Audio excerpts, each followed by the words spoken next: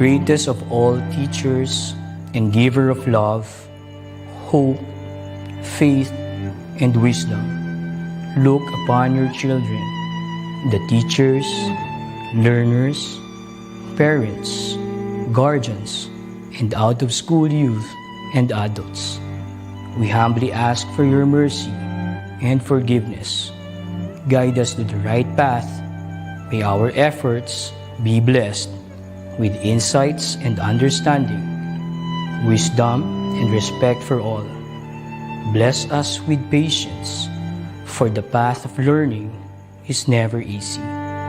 Bless our commitment to keep on learning new knowledge and experiences. Let your light shine upon us as we make our world a better place to live in. Amen.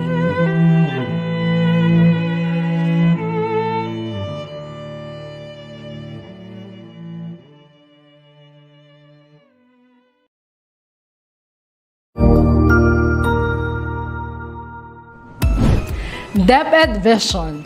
We dream of Filipinos who passionately love their country and whose values and competencies enable them to realize their full potential and contribute meaningfully to building the nation. As a learner-centered public institution, the Department of Education continuously improves itself to better serve its stakeholders.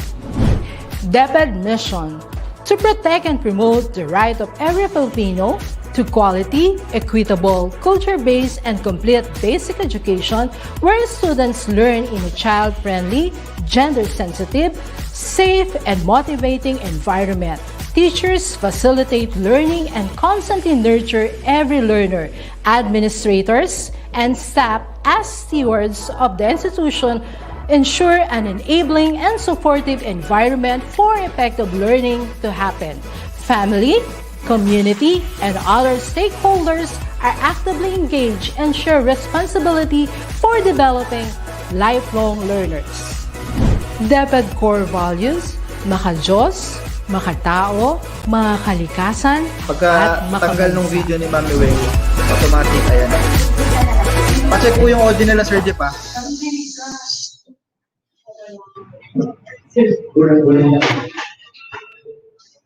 Welcome to the third day of the virtual in-service training for public school teachers brought to you by the ICTS Educational Technology Unit.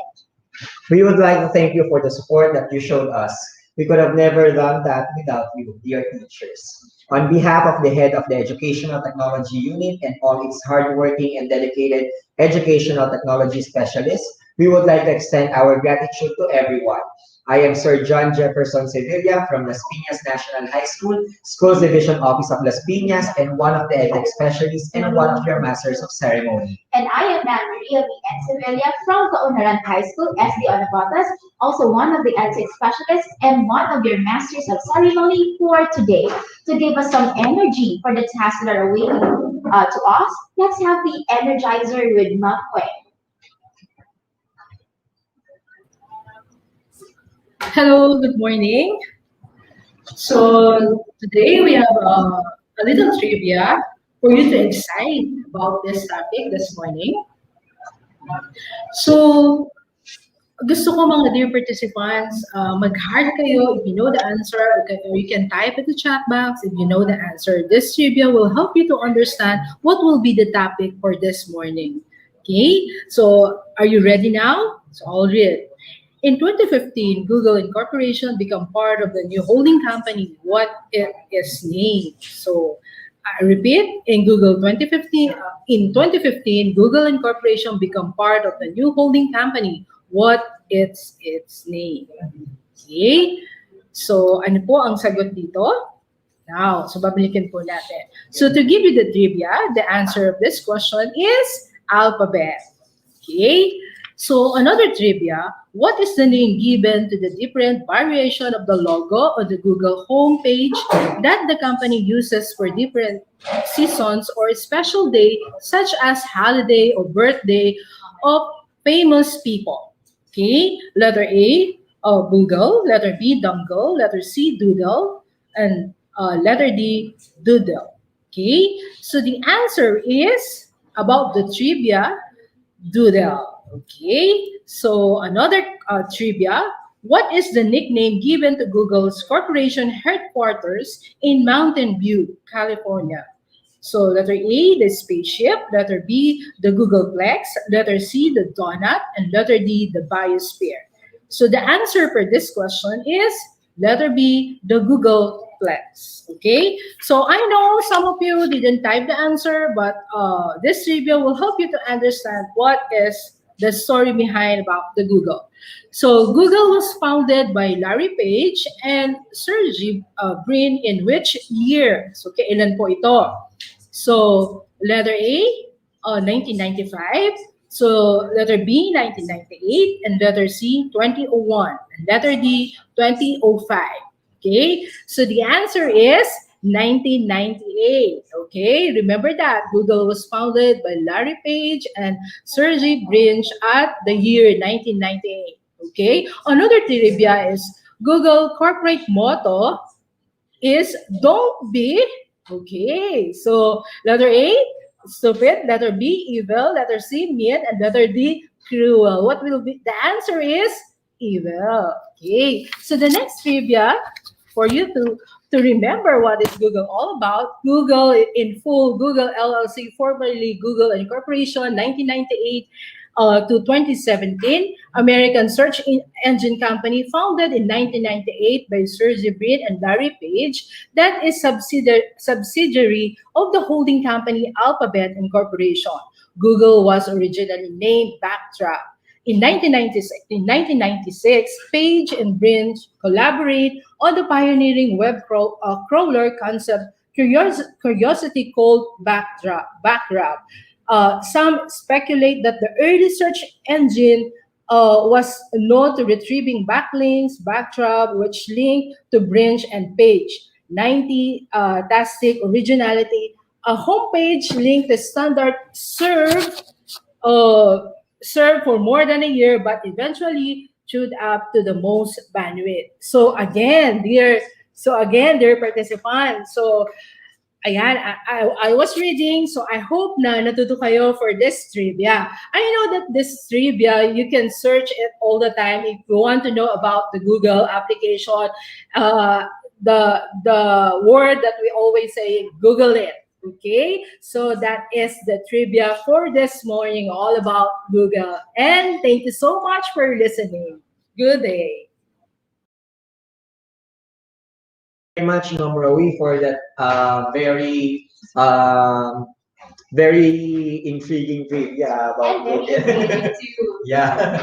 So medyo ngayon ko lang pala nalaman yung Yung mga Google Flex, all this information about the founders of Google, and we knew in the trivia how long Google is and how far they have journeyed to become one of the most famous engines that we use every day. Yes, and of course, teachers, we would like to say thank you po sa lahat ng mga nagbibigay ng kanilang mga pa-shoutout. And alam mo, Teacher May, sobrang nakakatawa yung mga teachers na nag-message sa akin kasi they're telling me na natutuwa daw yung mga principals nila, yung mga teachers for all those greetings. Kaya naman, medyo i-level up natin ngayon yung pagbibigay natin ng mga shoutout natin. So we are asking the teachers po na pwede po kayo mag-selfie. Tapos, kumuha po kayo ng paper or bond paper, lakihan po yung sulat, then pakilagyan po ng inyong shoutout, then ida-download po namin yung mga images na as much as possible na kaya namin lahat.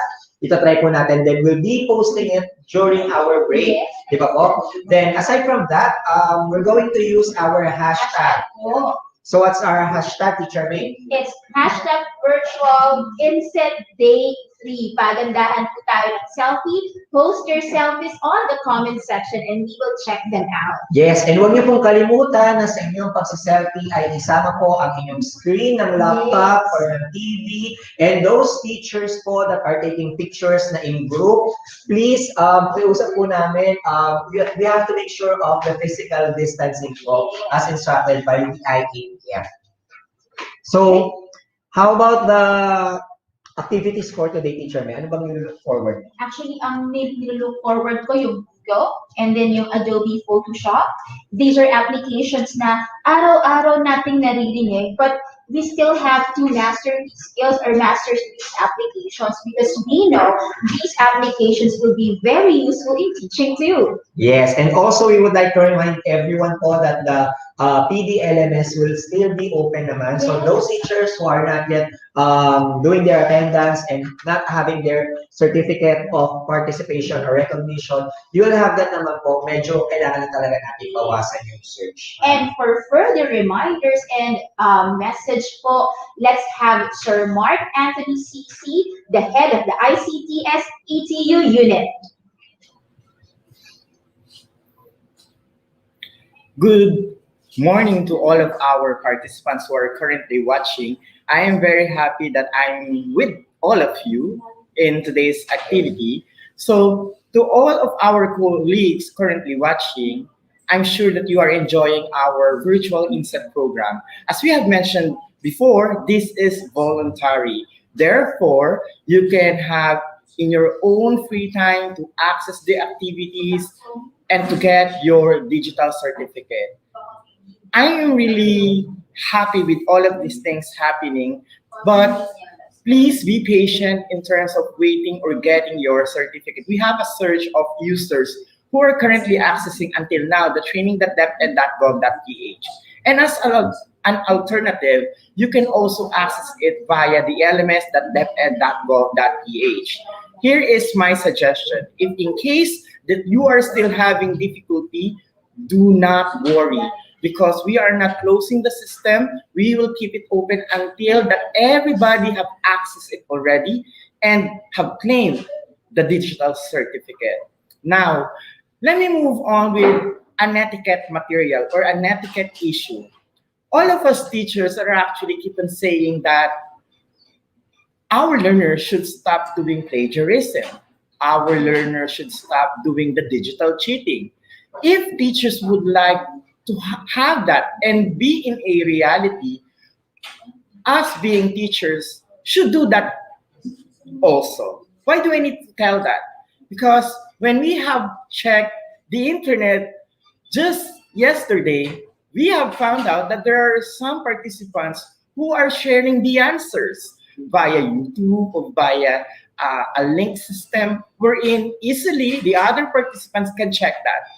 If we will try to look at it and reflect on our side, on ourselves, isn't it that as teachers, we are teaching our learners to stop copying, to stop doing plagiarism, and do certain acts that it should be the good one. Kaya nga po tayo ay mga guro. Ang mga guro ay nagtuturo ng tamang aksyon. Kung nais natin ng pagbabago, that change begins in me. That change begins in each one of us. Hindi po ako nagpaparinig. Hindi po ako nagagalit. Ako nga po ay natutuwa sapagkat isa lang ang ibig sabihin nito. May realization sa atin na kinakailangan na baguhin natin sa ating sistema. Kung tayo ay nagnanais na magturo sa ating mga mag-aaral na wag nilang kopyahin, wag silang mandaya, alam niyo po ba, maaaring babalik at babalik pa rin ito sa atin dahil kung tayo mismo ay gumagawa ng bagay na ito, ibabalik ito sa atin ng mga mag-aaral natin. Na-stress ka sa umpisa, patuloy ka pa rin masistress dahil hindi natutunan ang pag-a-apply ng tinatawag nating proper etiquette in handling these things using the internet. As teachers, we need to have this responsibility. This responsibility must be reflected in our action. And being a teacher, I hope we learn something in this incident, in this situation.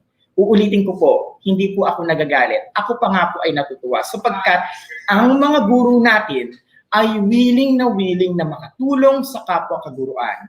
At ganyan din ang ninanais natin. Ngunit, gaya nga ng aking nabanggit, maaari ay huwag po natin i-share yung mga answer key dahil gumagawa tayo ng paraan ng tinatawag natin na digital cheating.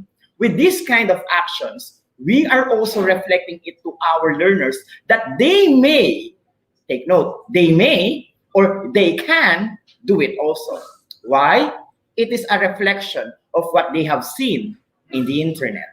Kaya sa mga kaburo ko po, tandaan, ang ating aksyon ay napakahalaga. If we want to have a collaborative effort to learn something new, one of it is being responsible users of the internet. Kaya naman, sa mga kaguro namin na nag-share at nagbabahagi naman ng kaalaman kung paano i-access ang learning management system, maraming salamat sa inyong effort sapagkat ipinakita nyo lamang na kayo ay may natutunan sa ating programa. Ito ay ating ipagpapatuloy dahil naniniwala kami na ito na ang simula ng empowerment ng sangkaguruang Pilipino. Walang maiiwan, walang mahuhuli. Anuman ang age bracket natin, anuman ang subject na hinahandle o grade level, pwedeng-pwede tayo sa educational technology. And with that, congratulations mga kaguro. Inyong pinakita ang husay at galing ng mga gurong Pilipino. Kaya, sa ating magiging mga sesyon, sa day 3, day 4, hanggang day 5, alam kong marami po kayong matututuhan. Huwag po tayong magmadali sa pagkuha ng digital certificate. Alam kong marami ang nasistress yung, Sir Mark, hanggang ngayon hindi ko pa rin po ma-access. Pwede po ninyong ma-access ito kapag humupa na ang surge. Para lang yung butas ng bote na ang hirap-hirap pasukin ko sabay-sabay mo ipapasok yung straw. Kinakailangan ay let's give enough time for us to access it. It's all available.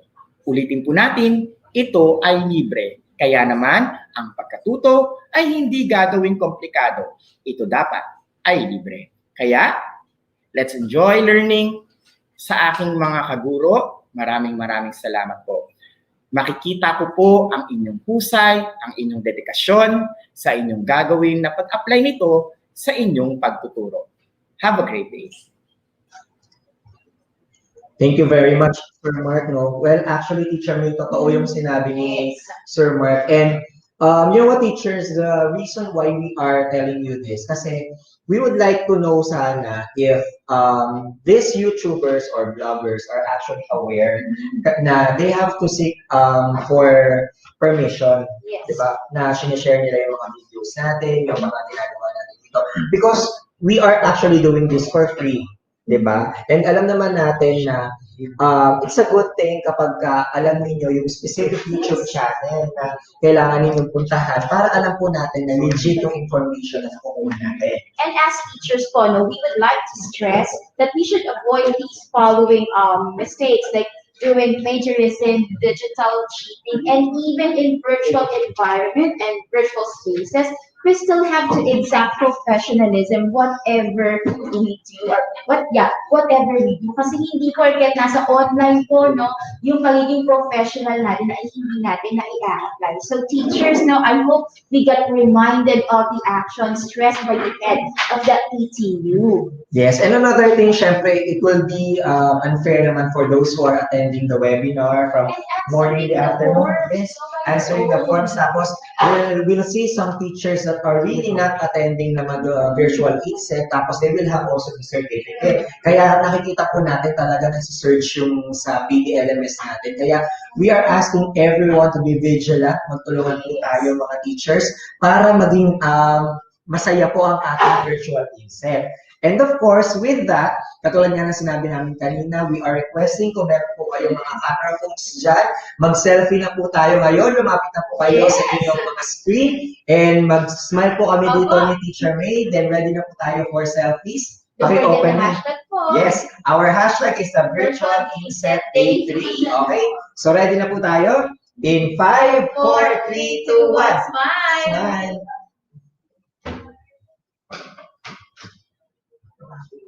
Okay, another set po. 5, 4, 3, 2, 1, smile!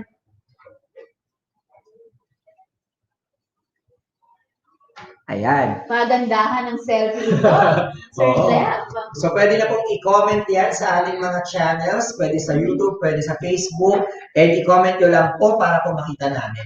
And we will try our best to select the best selfies, no? Pwedeng selfie, pwedeng groupie. Pero again po, if groupies, please practice social distancing. Yes, and you know what, Teacher Mika, hapon, I received some messages na meron tayong mga teachers na nandun talaga sila sa bundok, yung iba nasa mga bukid, o pulo. So, we would like to remind po, no, baka kasi mamaya hindi maganda yung weather, may kidlat, alam naman po natin na medyo delikado yung ating mga gadgets sa ganyan. So, please take care po, always prioritize your safety po, kasi katulad namin sinabi namin, pwede naman pong balikan yung videos na meron tayong team replay. And we appreciate po the extra effort that you put just to be with us virtually. Kaya mga guro, maraming salamat po sa pagbibigay sa amin ng effort at attention, no, para lang maka-join sa ating virtual INSET.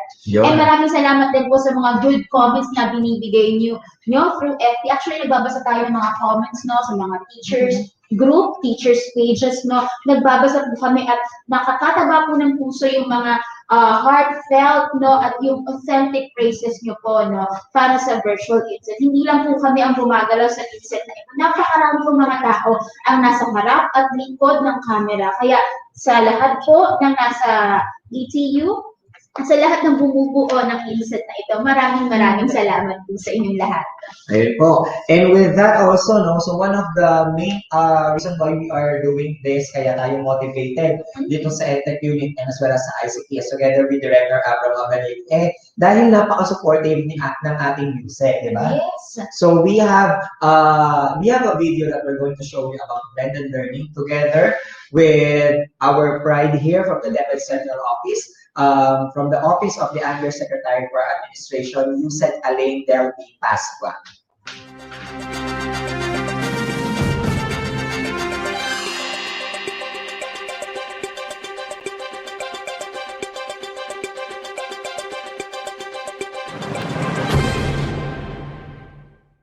Malayo na ang nilakbay natin sa edukasyon. Mula noong unang sibilisasyon hanggang dumating ang panahon ng kolonisasyon. Inanas natin ang digmaan at sinapit ang kapayapaan. Sinubok man tayo ng maraming bagyo at dumating ang mga pagbabago. Hindi tayo huminto sa pagtuturo. Nagpatuloy ang ating pagkatuto. Hanggang sa kasalukuyan, habang binabagtas natin ang bagong normal, lumikha tayo ng iba't ibang pamamaraan upang maihatid ang edukasyon sa kabila ng krisis pangkalusugan. Ipinakilala natin ang blended learning sa mga Pilipino, kung saan lulan nito'y abot kamay na kaalaman para sa ating mga kabataan.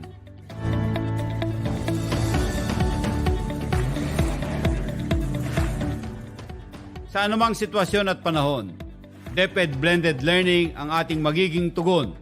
Pinagsama-sama natin ang 5 magkakaibang paraan ng pag-aaral. Reading is very clear about this. It's also encouraged that the learners do blending of the distance learning delivery modalities, meaning modules, DepEd TV, DepEd Online, DepEd Radio at Classroom. Sa pamamagitan ng mga pamamaraang ito ay masisiguro nating magpapatuloy ang edukasyon kahit pa may pandemya, kahit may armadong tunggalian o anumang uri ng sakuna sa ating bansa. Sa panahong hindi maaring gamitin ang ating mga silid-aralan, hindi pwede ang classroom instruction o yung face-to-face. Pwede pa ring manatili ang mga guro't mag-aaral sa kanilang mga tahanan at matuto pa rin gamit ang tinatawag nating modules. Ito ang una sa 5 paraan ng pag-aaral ngayon, kung saan printed materials o digital files ang maaaring gamitin upang matuto. Ang printed modules ay binubuo ng self-learning materials o SLMs, textbooks, supplementary reference materials, activity sheets at guides. Yan yung mga naka-imprenta. Samantalang ang digital files naman ay mga soft copies ng mga printed modules, mga episodes sa TV at DepEd Radio, yung mga Open Educational Resources o OERs. At lahat ng yan ay nakapaloob sa USB plus disk o hard drives or hard disk o nakasave sa mga CD o DVD na dinidistribute sa mga bata. Kung may telebisyon naman sa tahanan ng mga guro't mag-aaral, maaaring isabay ito sa paggamit ng modules. dahil ang mga araling nakasulat dito ay nakasunod sa bawat episode ng DepEd TV. Pwedeng subaybayan ang mga leksyon ng ating teacher broadcasters sa IBC 13. Nandun yung DepEd TV. Hanapin lamang yan sa ating mga cables o sa CATV, sa Cable TV Networks, sa ating mga direct-to-home o mga black boxes o yung DTT na tinatawag, yung Direct Terrestrial TV o mga satellite dishes. Simula Lunes hanggang Sabado ay umeere ang mga asignaturang pang-kinder hanggang grade 12, pati ALS o Alternative Learning System. At kung sakali mang hindi maabutan ng mga bata ang mga aralin sa takda nitong oras, maaaring ulit-ulitin ang episodes ng DepEd TV sa pamamagitan ng pag-access sa DepEd online platforms o tawag natin dyan yung DepEd Online.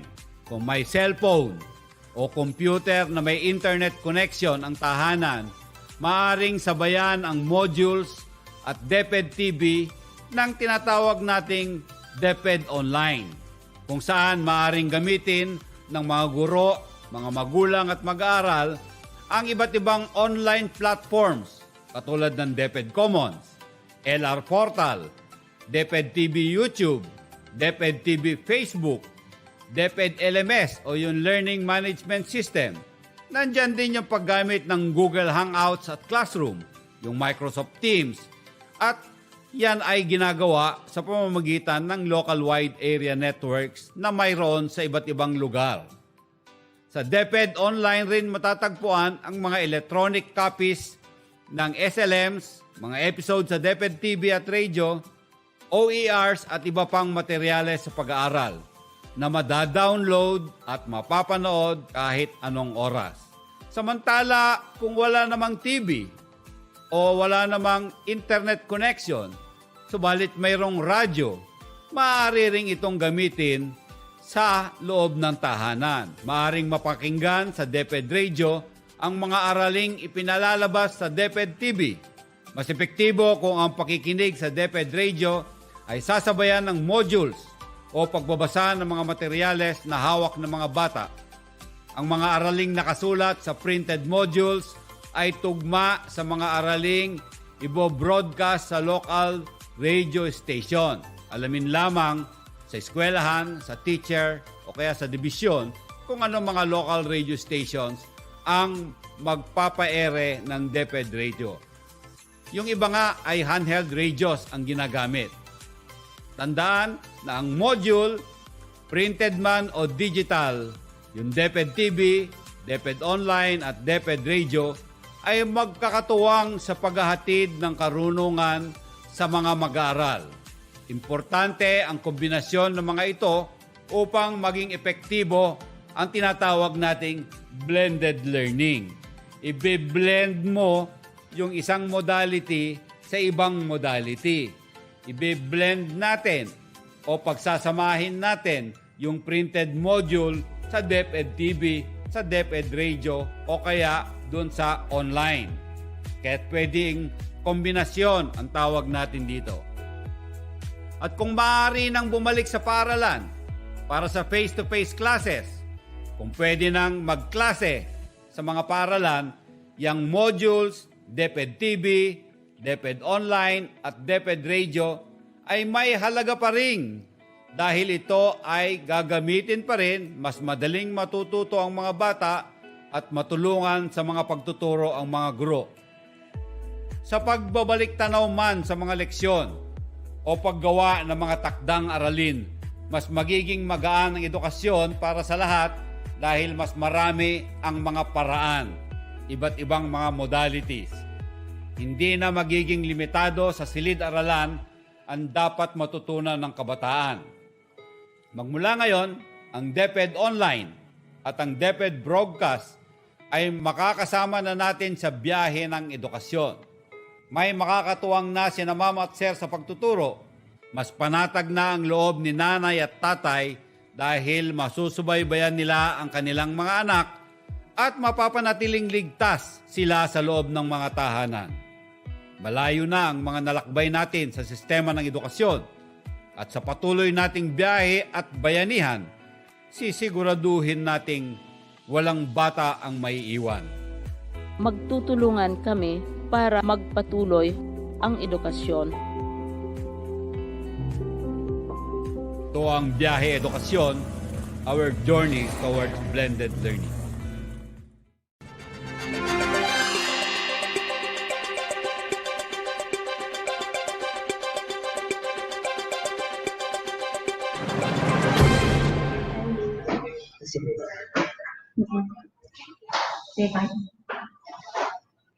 Again, welcome to the virtual INSET brought to you by the ICTS Educational Technology Unit.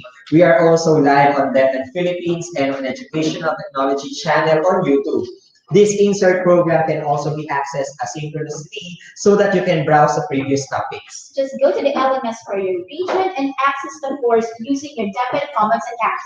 Log in, go to ICTS Educational Technology Unit /Webinar Series 2021 and click Virtual INSET Training, In-Service Training for Public School Teachers. The enrollment key for this course is the name of the region where you belong. So what are we waiting for? Let us introduce the first speaker for the AM session.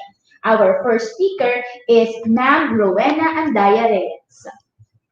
Rowena A. Reyes is a head teacher 3 at Makati Science High School as Department Head of Technology and Livelihood Education, Information, and Communications Technology.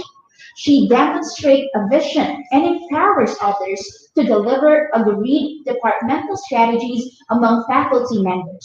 Part of her work is to develop and sustain appropriate structures for management, consultation, decision-making, and communication with staff and students on information and technology-related programs and activities. Her expertise made her a trainer for ICT schools competition, handling both students and teachers for competitions. She has been an ICT teacher and ICT coordinator for 15 years prior to her being head teacher or department head. Part of her training includes that of the Google Seminar and Workshop during the top Google Leaders meeting in Singapore in June 2016 and in May 2017. She then initiated the deployment of Moodle Learning Management System, or LMS, at Makati Science High School, which tasks include management and updating of the school website and creation of students' and teachers' accounts in school domain for a well-managed ICT tools and equipment for teaching and learning as a result of the need for online classes amidst COVID-19 pandemic. To note, she increasingly widened her network when invited to attend and participate in the International Society of Technology Education, or ISTE, at Chicago, United States of America in June 2018. She's currently detailed at the Department of Education Central Office as an EdTech specialist of the Information and Communications Technology Service Educational Technology Unit, or ICTS EdTech Unit.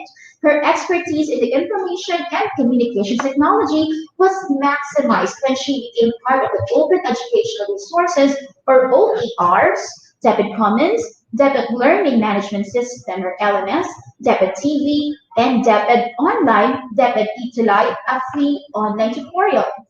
As EDU Microsoft Education Programs lead on the different projects of the ICTS EdTech Unit, she has always been passionate about promoting innovations in teaching and learning as she provides inputs in educational technology, open educational resources, and support for technology devices, systems, content training, and collaborating with teachers in and out of the classroom. She is recognized as a Google Certified Educator for Level 1 and 2, making her the Google Educator Group Lead as she is laterally recognized as Microsoft Ambassador. She is a Computing Technology Industry Association Information Technology CompTIA IT Fundamental Certified, an MA graduate of Master of Science in Information Technology at Rizal Technological University. She is now in her doctoral degree, taking up Doctor of Technology Education. She works collaboratively with colleagues to design, develop, and deliver educational technology initiatives that are anchored on DepEd's mission of developing lifelong learners by strengthening together with community stakeholders and sharing the responsibility of providing learners opportunities to 21st century skills. As part of her advocacy, she is also a Google Educators Group, or GEG, leader training teachers to be certified educators, thus initiating forums for educators to collaborate and support one another in using technology. As a Google certified educator for level 1 and level 2, Ms. Reyes devoted her time training and preparing talks and discussions from one school to another, from one division to another, empowering educators to learn and use Google for education products to make their lessons more innovative and interesting. For many educators, she is an innovator, making her ideas realized into action. Let us all give a virtual round of applause to Miss Rowena Andaya Reyes. Ayan. So, good morning. Sobrang haba ng bio, ano? So, hindi ko na ibabrag ang aking sarili because everything is there. So, again, good morning. Thank you so much for participating. We are on day 3. Okay, so kumusta naman po kayong lahat? I hope nakapag-breakfast na kayo while nag-tune in. And thank you sa mga teacher na nandiyan, nagsusubaybay kahit na nakikita namin sa Facebook ay nasa umaakyat sa taas para lang makakuha ng signal. And for that, we really appreciate your effort to be participate in our virtual INSET 2021. So, hindi ko na patatagalin. So my task today is to explain to you the changes or rename from G Suite to Google Workplace. So for now, I'll give you the overview kung ano yung mga changes na ginagawa. But still, ito pa rin ang magagamit natin. Same pa rin. Again, good morning dear participants. This morning, I'm going to share with you all about the Google Workplace for Education fundamentals. So in terms of teaching and learning, we say that most of the time, all you need is Google because things go better with Google. The aims and objectives of Google include the following: to organize the world information and make it universally accessible and useful. And its corporate vision to provide access to the world information in one click. Remember, in one click. Its mission and vision statement demonstrate that organization is dedicated to ensuring that everyone, everywhere, can access the information need when they need it. Today, Google, no less than the encyclopedia that offers you information of knowledge and everything under the sky. And everyone is familiar to the popular phrase, Google it. Be in Google search or Street View or navigation, Google has always been there as your guide. We know that Google for Education plays an important role in education by enhancing productivity and productivity of teachers and students. It transformed the way we used to study, thus play a major role in imparting education and knowledge and accessible and comfortable for all. So that is all about Google for education fundamentals. So today I'm going to present with you the why the teacher always connected to the Google. Okay, because Google wants to bring the best of Google for education. That lahat tayong pong teacher kailangan natin matulungan ang ating mga learners kung paano yung nangyayari ngayong pandemic. Sabi nga ni Yusek kanina, malayo na ang ating nalalakbay. And because this journey, we have nahawakan natin yung different platform. So nagbigay siya ng different platform. Now, isa lang si Google sa platform na ginagamit ng mga guro sa pagtuturo. Kasi kahit ng EdTech, marami siyang platform na ibinibigay o sinishare sa inyo. But at the end of the day, yung kakayahan pa din ni teacher kung paano niya gagamitin ang platform na ito sa pagtuturo.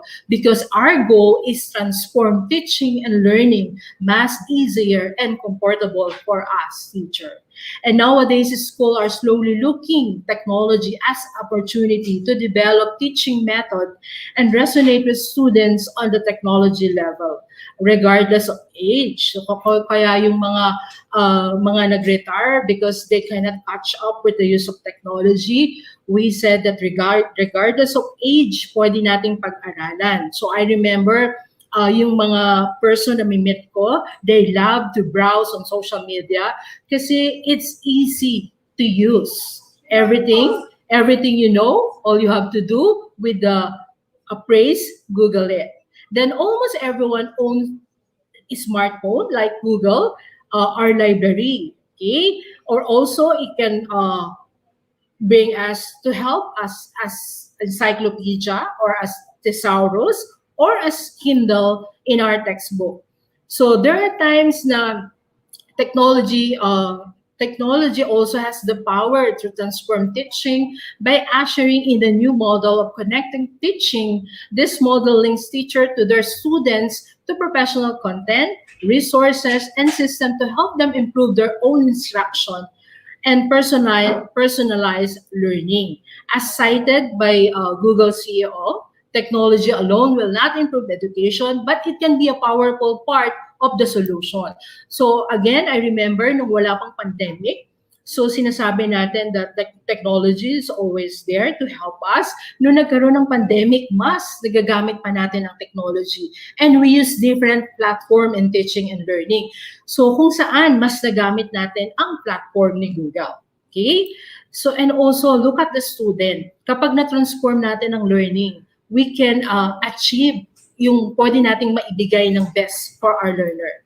And also, learning sit across everything we do at Google.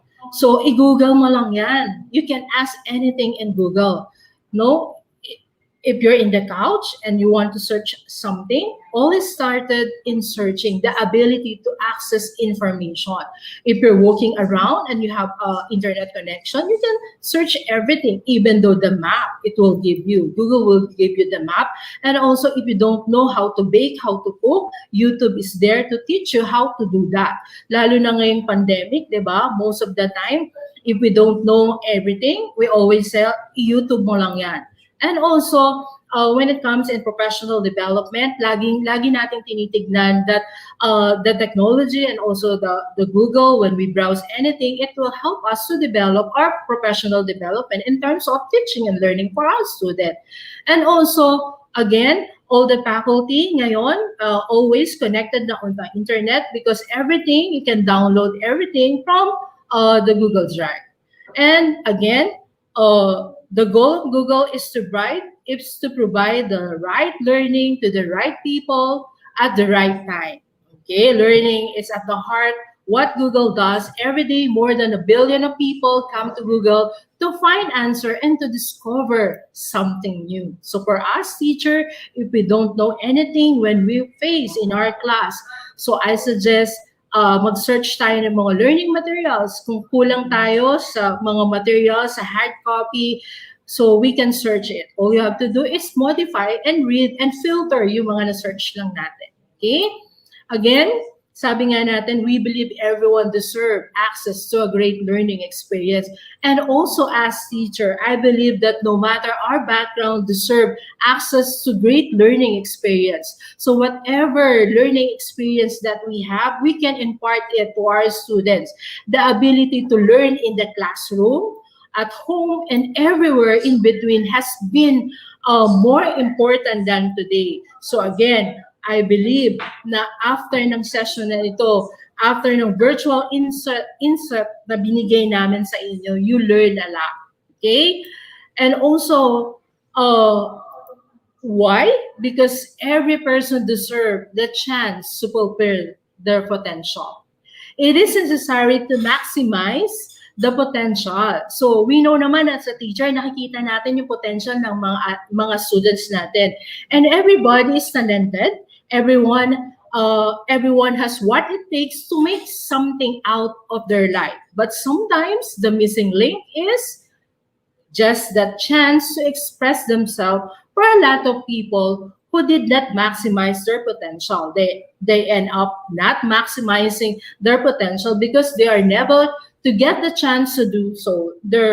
So as a teacher, nakikita na natin yung mga bata, there are a lot of things na kailangan natin ma-maximize yung kanyang potential. Then, ganun din naman tayo as a teacher. We need to maximize ourselves. Lalo na ngayon, dapat the teacher is always one step ahead for our students. Kahit na bago yung mga ginagamit nating different platform, we need to deserve pa rin for our professional development to fulfill our potential. Everybody, meron tayong mga different skills that we need to maximize. Okay, wag po tayong i-maximize, wag po tayong matakot na i-maximize ang ating skills because everybody has a lot.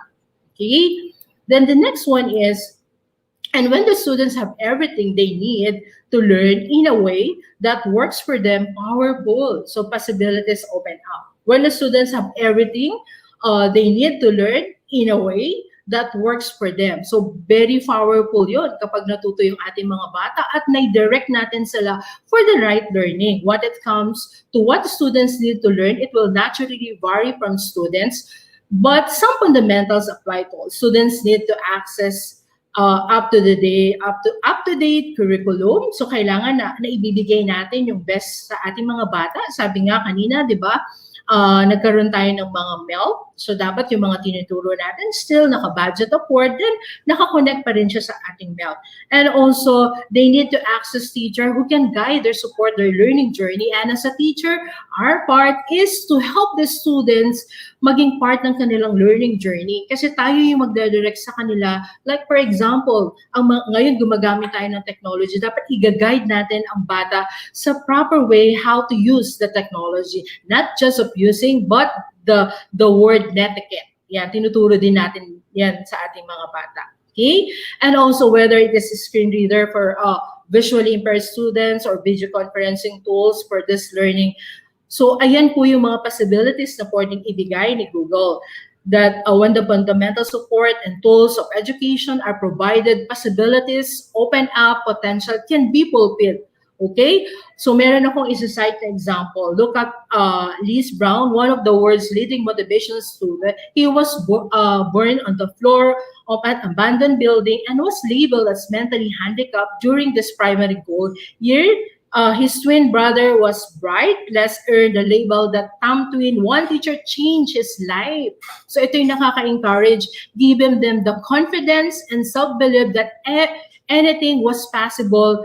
And he worked hard since that the moment to realize his goal and leave the praise that you have a greatness with you. Okay, so as teacher, wag po tayong matakot na tulungan ang ating bata. So even though na-stress na tayo, there are a lot of things that we need to be ready when we face the class. So wag tayong matakot because at the end of the day, so marirealize natin na ang mga estudyante natin ay tinulungan natin sila ma-maximize ang kanilang potential when it comes in learning. Okay? So, learning happened at the school, at home, and everywhere in between. So, look at pandemic now. So, today, the learning, ang mga parents po ay part na rin. Teacher na rin po sila ngayon. And also, we know that the first time na naging teacher natin, yung ating mga magulang. Okay? So, binalik lang ngayong pandemya. Always remember that na kahit nai-struggle po ang mga parents, always remember that you can connect po tayo sa ating mga teacher. Huwag po tayong matakot kahit parents tayo, hindi natin alam, pwede tayong mag-ask a teacher ng help. Then we know just how much involvement natin and happen. And also dapat din yung mga leaders natin, yung mga administration, dapat alam din nila yung how to deliver the curriculum, and also kung ano yung mga ginagawa natin, the school leader who make a decision about how the school is run, and ano po pa yun, and how to abreast with the new technology. So, ayan po yung mga dapat na alam ng ating mga administration kung paano po isusupport ang ating mga teacher in terms of getting a lot of materials, revising of curriculum. So, ano yung pwede nating magamit ngayong pandemic? So, dahil online lang tayo, ano pa yung mga supplement materials na pwede nating gamitin? Like, most of the time, nagkakaroon tayo ng professional development. So, bakit ba natin ito ginagawa? Para ma-equip pa ang ating mga teacher, and also, not just equipping but teacher to maging confident sila when it comes in delivery. So delivery in terms of mga materials na pinoprovide, and also confidence nila in teaching another software na pwede nilang ibigay sa kanilang mga estudyante. And also the parents and guardian who provide the home-based support. So dapat lagi tayong support. And remember that learning happens at school and home and everywhere in between. Okay? So again, as you can see on my slide, so it's why our ongoing aim is to be helpful, providing technology and tools to support the ever-evolving needs to both educators and students. It's our driving goal to help educators. So ayan naman po ang ginagawa namin to transform teaching and learning for all, and that means providing a platform for each school to have the time, tools, and materials they need to create impactful teaching and learning environments that are right for every individual students. Again, to empower educators with the means to create innovative and impactful teaching environment to drive outcomes for every students, no matter who they are, where they are learning from, or what their individual goals might be. Okay, so there are a lot of teaching of materials, resources, the Google platform, the Gmail, the Drive, the Meet, the Classroom. So ayan po yung provided ni Google for us teacher na hindi lang tayo mahirapan when it comes in online, but kailangan din the everyday our task is mag-level up pa tayo and using this different platform. Okay, so it is why ongoing to be a helpful, providing the technology tools support that ever-evolving needs of both education and teacher.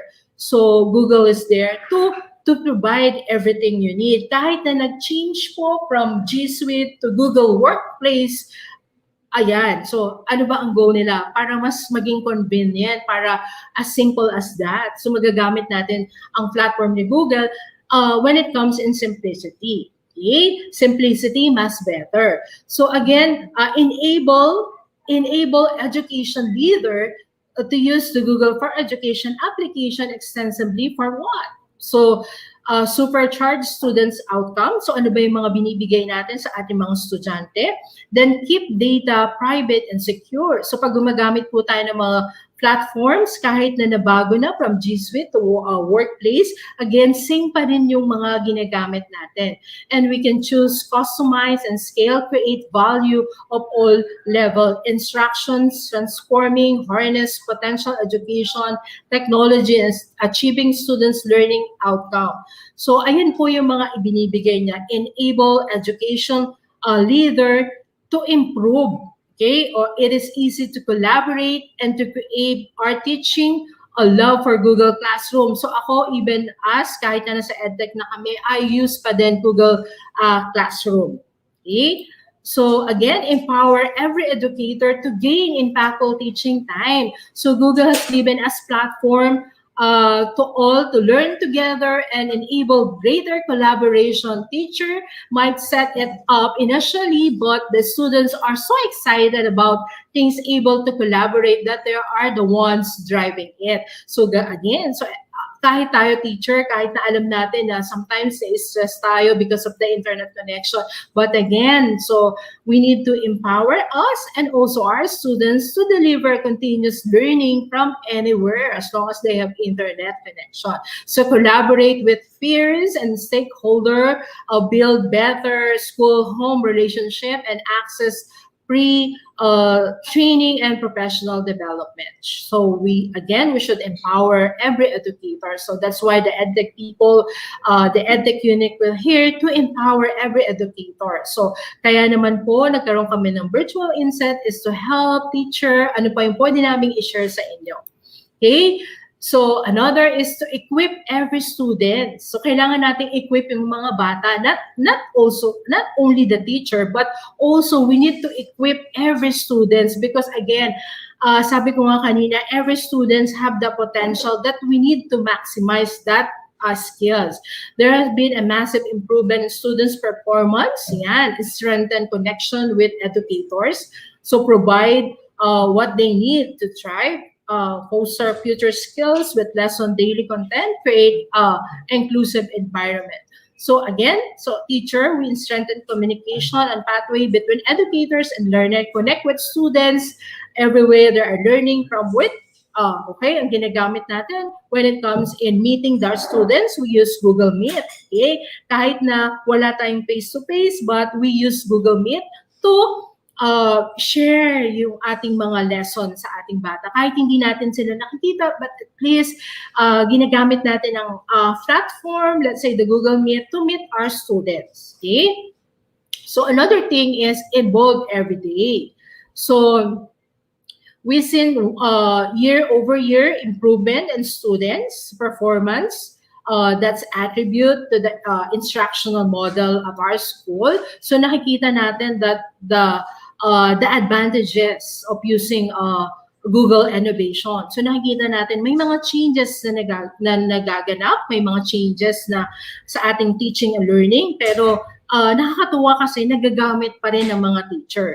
And kahit na may mga latest features na madideliver seemingly to the user when sa atin po as teacher, continually improve students' outcome. So, kung ano yung na-improve natin when it comes using this online, na ibibigay din natin sa ating mga bata. Use insight and analytics to track progress. Pag gumagamit po tayo ng Google Classroom, nakikita natin yung weaknesses ng bata, kung saan papasok sa teacher, lalo na kung mayroon mga tinatawag na multi-intelligence. So, yan po ang work ng ating mga teacher. Yan. So, now, bringing the best of Google for education. So bringing the best is to deliver differentiate and engaging learning experience that promote collaboration and creativity. You know naman that the Google Workplace for Education, kahit na nag-change ang kanyang pangalan, still wala pong nabago.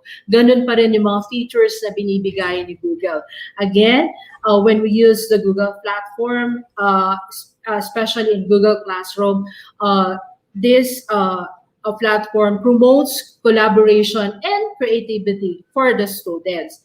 And also we enhance and elevate class content with a host of educational resources. Marami pong educational resources na binibigay si Google. Kailangan lang po ay i-app ni admin. Kung meron po tayong domain, ang kailangan lang ay i-add up ni admin like the CS First, Teacher Center, Apply Digital Skills. At kung gusto natin turuan ng mga bata how to be an internet awesome, a proper use of internet, a proper use of netiquette, using online, meron pong curriculum si Google na pwedeng ibigay sa inyo. Curriculum na po siya, pwede nyo na po siyang ituro. Yun po yung Be Internet Awesome. Okay? Yan po yung tinatawag na digital citizenship. Okay? So, and bringing you more okay, than ever in 2021. So, nung February 18, nag-launch po si Google ng mga new changes and features. So, ayan po. Kung makikita natin, number 1, not number 1, but number 4. Google Workplace for Education now has 4 editions. So meron na pong 4 editions to choose from to find the right solution for your school. Again, the right solution for your school. So kung wala tayong budget for para sa mga online platform, again, free pa din binibigay ni Google Workplace Fundamentals. Yung mga ginagamit natin na sa pagtuturo, yan po yung fundamentals. Lalo na kailangan lang po natin, meron tayong domain. So, ayan. So, kung wala po tayong domain, we can connect sa Google Partner. Mag-email lang po kayo sa education@qsr.com. So, ayan. Pwede po silang makatulong sa inyo. Okay? And also, we have 500 policies in Google Admin Console. So, kung meron po tayong domain, ang admin po natin or the ITO or the ICT coordinator, sila po ang nagmo-monitor ng admin for updating ng mga students, pag-create ng students and teacher, pag-create ng account, sila po yung namamahala niyan. So, na-update na rin po yung capabilities ng console or the Google Admin. Okay? And now, So ayan po yung ayan po yung mga changes. So Google Workplace for Education, yan na po ang tawag. Kasi nakakabulol po yung G Suite or G Suite. So hindi natin alam. So that's why ang goal ni Google is to make it simpler every day at convenient yung mga teacher. So ang tawag na ay Google Workplace for Education. Google Workplace for Education empower your school community with simple and flexible tools that cultivate collaboration and communication, and now comes with the choice of 4 edition. Okay, so number 1 is the Google Workspace. So meron pa rin tayong ginagamit na Google Workspace for Education Fundamental. So ayan po yung ginagamit natin na free tools that enables collaborative learning opportunities on a secure platform. So wag po tayong matakot na gamitin ito ng gamitin because again, hindi tayo pababayaan ni Google. Secured pa din yung ating platform when it comes in teaching and learning. So Google Workplace for Education Standard. So ayan, ito po yung meron ng may bayad. So this is standard advanced security and analytics tools to help reduce risk and mitigate threats with increased visibility and control across your learning environment. Ito pong Google Standard, ito po yung for the admin side. So ito naman for teaching and learning upgrade, enhance educator tools to help enrich communication and class experience and guide academic integrity. So ito po is para po sa mga teacher and learning kung gusto nating mag-upgrade kasi lahat po ng function ay nandito. Then Google Workplace for Education Plus, ito yung everything is there. Okay? So lahat. Now, kung gusto niyo talaga na kung wala kayong LMS at kung meron naman kayong domain, so pwede po na meron tayong partner para makatulong po sa atin. Okay? So ayan. So nabigyan na natin. And also, ito yung mga ginagamit natin, di ba? Classroom. Educators can streamline the creation of grading, collection, assignment, and giving them more time to focus students' outcome. So as a teacher, alam naman po natin ang benefit nito. So engage student with individual, interactive, impactful learning experiences. So alam natin itong gamitin. Sa mga session ng training namin sa Google Certification, isa ito sa exam. So sabi ko nga kanina, noong nagkaroon ng pandemic, 150 million students educator using Google Classroom, April 2020. So, ayan po. So, kasi ito po ang mas nagamit talaga. Kasi walang issue ng mga account, kahit personal account, pwede nyo siyang magamit. Okay?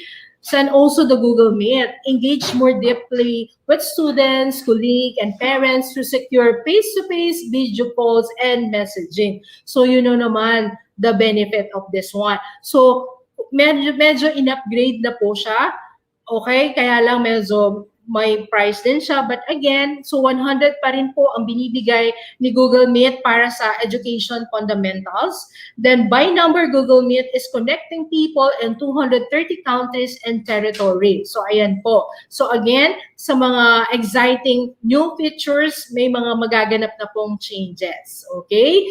So, bukod sa changes, ang issue po dati ay sound. So, meron po akong papakita. Pasensya na, picture ko yung nandiyan. So, meron po tayong tinatawag na dito yung tab. So, yan po yung bago. So, ilalagay niyo po yung inyong mga video presentation dun sa tab. Then, isi-share niyo na po para yung issue ng sounds, madali niyo na pong ma-present sa mga students ninyo kung meron kayong sounds na pinapakita. Okay? So, again, all you have to do is to one level step for your students. We need to upgrade our skills in using that technology.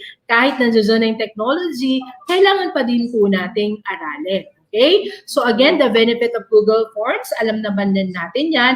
Pero ngayon, may mga changes na rin po siyang nagaganap. Okay? So because of our time constraint, sa mga susunod na session, kung tayo po ay merong session, yan po yung i-workshop natin sa mga susunod. Pero again, mayroon din pong nalagay ng mga features for the new workplace education fundamentals. And also the assignment, teacher can quickly secure, create, analyze the grade course with LMS. So ayan, meron na po siyang reports, make it easy. So meron na po siyang tinatawag na ano po yung tinatawag, originality report. So, pwede na yan, lalo na tayo, meron tayong DepEd account, yung ating drive, meron ng mga priorities, pwede na yung mag-create ng workplace. So, another thing, pwede na natin gamitin yung originality report. So, para ma-cite, turuan natin yung ating mga bata na i-cite yung mga kinuha nilang mga research. Dapat, kung tayo teacher, kung kumukuha tayo ng mga content from YouTube o from Google search, dapat authenticity, we need to cite the author kung sino man yan. Okay? So, ayan po. Then, we can create rubric. Okay, we can reuse the assignment, the rubric for the assignment, lalo na po sa mga English teacher.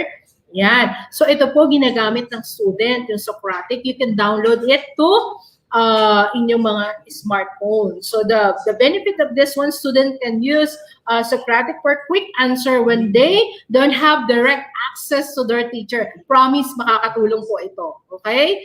And also, why Google for Education? At Google, we believe access to great learning experience and something that everyone deserves with Google for Education. We want to help transform teaching and learning so that every student can realize their full potential. Again, 150 million Google Classroom user, so and also 40 plus million Chromebook user, and then 170 million Google Workplace for Education user. So ang dami na pong naganap. Okay? So again, what's new? Ito na po yung bago. So meron na po tayong recent update across Google for Education product. So kasi nakita ni Google na kung maganda na yung ginagamit natin, mas ginawa pa niyang seamless. Okay? So, in 2021, Learning with Google product announcement, nagkaroon po siya ng announcement. So, ito po yung Workplace for Education. So, we have ito po yung pre-edition. The pre-edition is the Google Workplace for Education, a pre-suite of tools that enables collaborative learning opportunities on secured platform. So, ito po yung may mga paid version. So, syempre, pagka may paid, may additional function. Okay? So, ito po yung first standard, mostly for the admin tool. So, teaching and learning, and this one for the enhanced educator tools. So, additional din po is the Google Workplace for Education Plus. So, ito po yung mga talagang lahat nandoon na. Okay? So, syempre, again, kumbaga, mabait pa din si Google. Kung walang budget ang school, pwede natin magamit ang Google Workplace for Education Fundamental. Again, kung nasanay na kayo ng Google for Education o G Suite for Education, same pa din siya. Okay? Naiba lang yung mga icon. Okay? So, ayan. Then, ayan, meron na po siyang mga login. So, meron po akong papakita. Bibilisan ko na lang. So, itong educational fundamental. So, the admin opens one to better understand. So, pag gumagamit po tayo ng Google Fundamentals, dapat po tignan natin, makiusap tayo dun sa ating ITO or the ICT coordinator na idagdag yung mga different application na pwede nating magamit sa ating pagtuturo. Sometimes, nagkakaroon po ng issue because continually yung process. Like for example, March 21 pa po, ilalabas yung debug issue with classroom. Okay? So, ibig sabihin, kahit na naririnig natin na may changes, ongoing pa din yung process ng pag-change. Okay? So, ayan. Ayan yung mga issue. Okay? So, ayan. Meron po akong nilagay na color coding. So, pag sinabi dyan, Education Fundamentals. And that is free. Okay? So, ito naman po, on March 21, ina-launch na rin po yung expert activity, yung mga report on classroom usage, engagement. So, ayan, para na po siya, ilan na po yung pumapasok sa Google Classroom, ilan na yung kumukuha ng quiz. Ayan, yan po yung mga tools na pwede nang magamit. Pero ito po ang paid version. Merong education standard at nasa education class. Ayan. And also, pero madami pa ding free. Like, ito po, I use, ilalabas later this year, use classroom offline for students with limited internet connectivity. Dito po ako masaya because ito po yung lagi nating problem. Paano kung walang internet connection? Again, this slot is available lang for the Android user for the start. Kasi syempre, again, continually, nasa ongoing process pa din. But still, nagagamit natin. We'll make the classroom mobile apps work offline or with intermittent connection, students will be able to start their work offline. Students will be able to start their work offline, review their assignment, yung kanilang mga open drive attachment, with drive assignment in Google Docs with all an internet connection. So kung dati nahihirapan tayo because wala siyang internet connection, ngayon sinolve na rin po ni Google yan. Pwede na po natin ma-download sa ating Android yung kapag gumagamit tayo ng mobile, pwede na natin i-download ang Google Classroom. Okay? So kahit na offline, magagamit natin siya. Again, ila-launch siya later this year. At I think mga April po siya. Ayan, kung nakikita niyo yung color code, nasa Education Fundamentals, and that is free. Okay? So later this year, okay, sa Education Fundamental Plus, dati kasi pag personal Gmail o nasa domain lang, wala po siyang na-export yung grade. Ngayon, later this year, lalabas na rin po yung grade export. Teacher can sync assignment and grading data between their Aspen. Ito po yung additional software na i-connect lang sa Google Classroom para po ma-export na ni teacher. Kasi sometimes, ako na-experience ko din using my personal Gmail, kahit na po na nakapagbigay ako ng quiz, iniisa-isa ko pa rin siya. Okay? Tapos nagre-response ako dun sa bata. Now dito, better na may additional software na i-connect lang sa Google Classroom para i-export na natin ang ating grade. Okay? So para ma-lessen din yung work ni teacher. And also, integrate your favorite EdTech tools. So ano yung mga favorite EdTech tools? So ito, meron tayo, kaya lang meron siyang bayad. So teaching and learning upgrade, so nasa educational plus siya. So ayan po. Okay? So another thing is, gusto ko lang yung free. So, alam ko naman, dear participant, gusto nyo rin yung free, di ba? Pero kung may budget naman sa school at gusto nyo mag-provide ng additional software for the faculty and staff and also for the learners, maganda din po ito talaga. Okay? So, masisync yung ating roster. So, directly to the classroom for students. Again, admin will be able to create classes. Kapag may education plus po tayo, si admin po, siya na yung magagawa ng mag-creation. Hindi na po si teacher. Kasi sometimes tayo pa yung nagke-create ng class. So, ito, directly to classroom para students information system. So, siya na po yung pwedeng gumawa niyan. So, possible na kapag Google Educational Plus tayo, possible na ang teacher ay malilesen na yung work kasi may admin tayo na nagpo-monitor niyan. Okay? So, Google Apps for Edu Domain Administrator to create update teacher. So, ayan, i-update yung mga teacher kasi sometimes hindi siya na-update, dumadami lang yung mga number of students kahit na wala na sila sa school, hindi pa rin siya natatanggal. So, better na i-remove natin sila para the space, pwede pa tayong maglagay, mag-update. Okay? Para yung mga storage natin ay nababawasan. Okay? And also, better grading with improved mobile workflow. So more teachers around the world are using mobile devices for giving feedback on the go. This improvement will make it easier for instruction to switch between student submission, grade board, while viewing an assignment on the shared feedback. So again, for the startup, sa Android lang po muna tayo. So again, meron siyang color coding. So education fundamentals. Okay? So again, so improve photo creation, attachment, and submission for mobile first user. So again, education fundamentals pa rin siya. We'll be making it much easier to submit photo in classroom, includes scanning, homework, combined image in the single document, cropping or rotating. Sometimes ito yung problema natin eh. Pag gusto natin mag-picture, sometimes parang ang hirap mag-attach. Ito, mas madali na lang po siya. Again, nasa education fundamental lang siya. Improve photo creation. Okay? So again, dear teacher, nakakatawa pong isipin na there are a lot of changes happening in Google Fundamentals. And lastly, this year, better understand your class with engagement tracking. So ayan po yung education fundamentals. So yung matrix, dashboard, help educator understand and measure student engagement, provide interaction. So meron na po siyang statistics. So nakikita na kung kailan siya nag-login. So, ayan, kailan yung latest submission. So, nakikita na rin po kasi yun yung kulang before. So, basta pagka nag-submit na sila, makikita na lang na naka-turn in. So, ibig sabihin, naiintindihan ni Google kung ano yung mga dapat nilang i-change, yung mga naiintindihan na lang kung ano pa yung mga dapat nilang baguhin for us teacher na mas as simple as that, mas naiintindihan pa natin or mas nasasanay na tayo. Tanungin ko kayo, teacher, pagka nag-face-to-face ba, I think gagamitin nyo pa rin ito kasi nasanay na kayo eh. Kumbaga, ang paggamit ng technology, na-solve yung inyong problem, na-solve yung hardship ninyo na kung titignan natin, everyday nagsusulat tayo before sa DLL. Kaya nga most of the teacher before magaganda ang sulat ng mga old teacher, yung mga traditional teacher. But nowadays, tignan natin everywhere, anytime. Pwede tayong i-download yung mga materials natin, pwedeng nandiyan lang, i-modify, then upload, hindi na problema kung saan natin isi-save.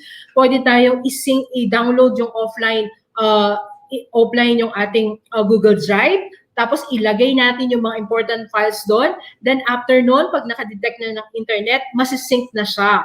So ayan po, nakakatuwang isipin because any platform na ginagamit natin today, pag nag-face-to-face tayo, talagang may engage pa rin natin to at gagamitin pa rin natin siya. Okay? So again, pag gusto natin magturo ng CS First, this is a free introductory computer science curriculum. Teacher will be able to import student roster from Google Classroom directly. Ito po, pwedeng i-add ni admin yung CS or Computer Science First. Kung nagtuturo tayo ng mga computer programming na wala tayong materials, we can use this. The admin will upload this one or i-add sa ating console para magamit ng mga teacher. So again, dear teacher, nakakatawa pong isipin that this pandemic will help the teacher na ma-engage tayo sa different platforms. So nakakatawa, because of this, lahat na ho ng ating skills using a different platform. So again, dear teacher, so dyan po nagtatapos, I encourage you na lagi tayong one step ahead sa ating mga paggamit ng different platform. Sa EdTech, binibigay po ang lahat ng mga different application na kung saan ay pwede nating makonect sa ating pagtuturo para po maging mas convenient tayo when it comes using a different platform. So nakakatuwang isipin ng lahat ng mga teacher ngayon, nakikita namin kung sino yung nagpa-participate at natutuwa sila sa mga naganap, natuwa sila kung paano ang tamang paggamit ng different platform.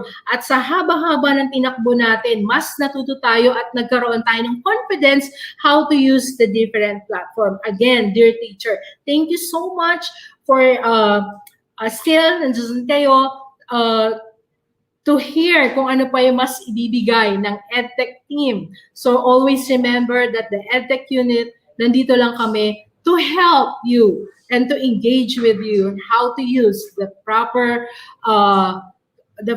tools in teaching. Again, thank you so much for this morning. I hope you learn a lot from this. Thank you and good morning.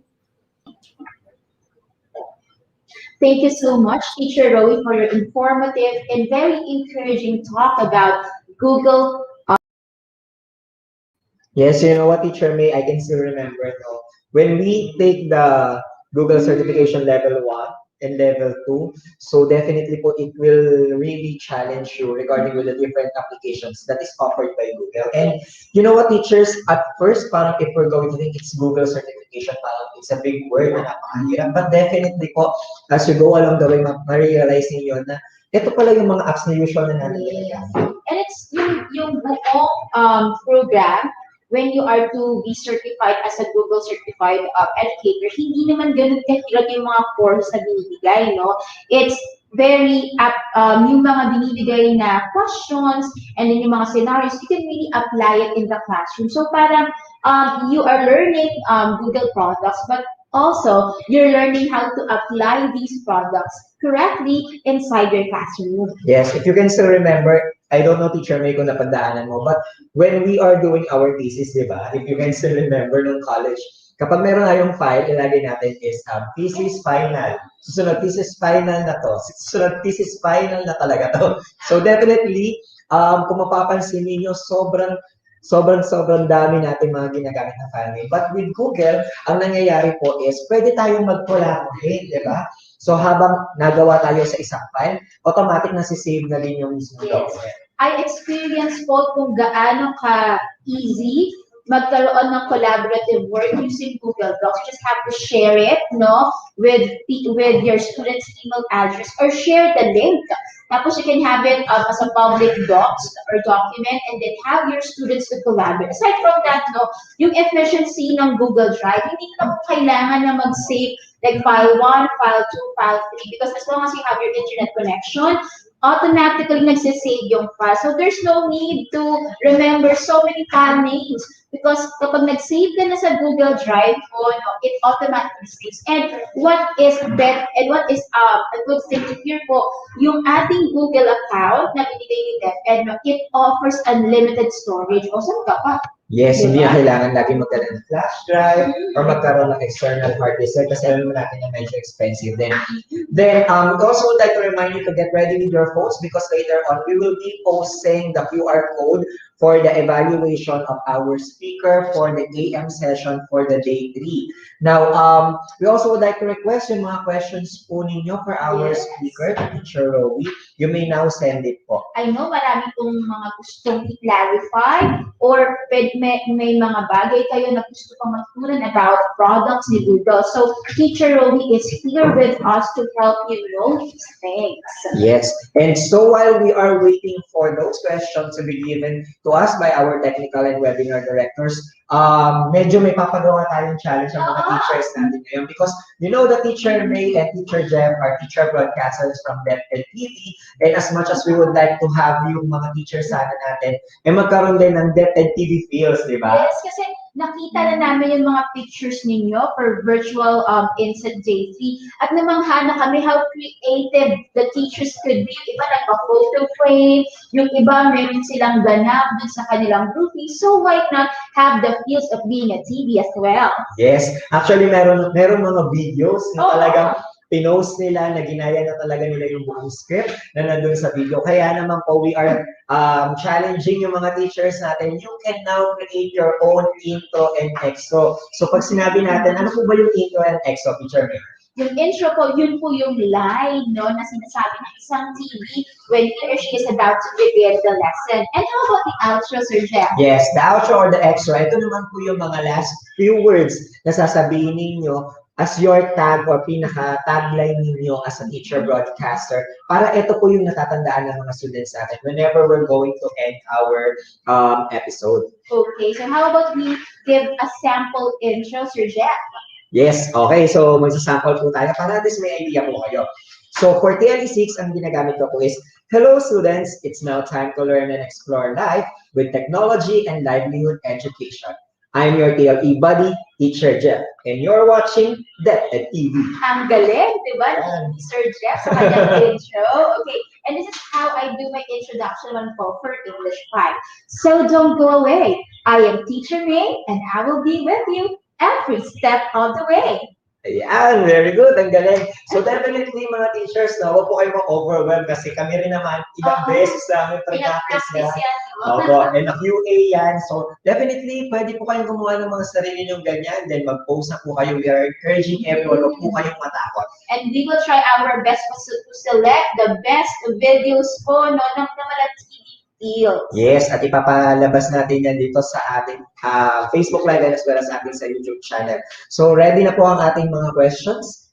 Okay? So while we are waiting for the questions, we also would like to give thank you po dun sa mga teachers natin who are posting yung mga selfies nila. Ang galing, no? Ang galing ng mga ganap, ang galing ng mga gimmick. And we were amazed how creative we could be, no? Pati sa mga hashtags, pati sa inyong mga posts sa FB, no? Talagang sobrang kami na-overwhelmed with how creative you could be. Ayan. Kaya naman po, dun po sa mga teachers na wala pa pong selfie, ayan. So, pwede po tayong mag-selfie ulit para meron po kayong mga pa-shoutout. Then later on, magpapakita kami ng mga samples while we are waiting for the... sige, magpakita raw po muna tayo ng mga samples. Excited na ako makita yan, Sir Jeff. Ayan. Okay. Ayan, maraming salamat. Talagang sobra yung editing. Di ba talaga kapag yung mga teachers ang Yes. gumagawa, no? No? Para lang portfolio, napaka-creative na may design. Ayan, so since naka-share po yan sa Facebook, grab na po namin para at least yung mga shoutouts po din natin maging mabilis.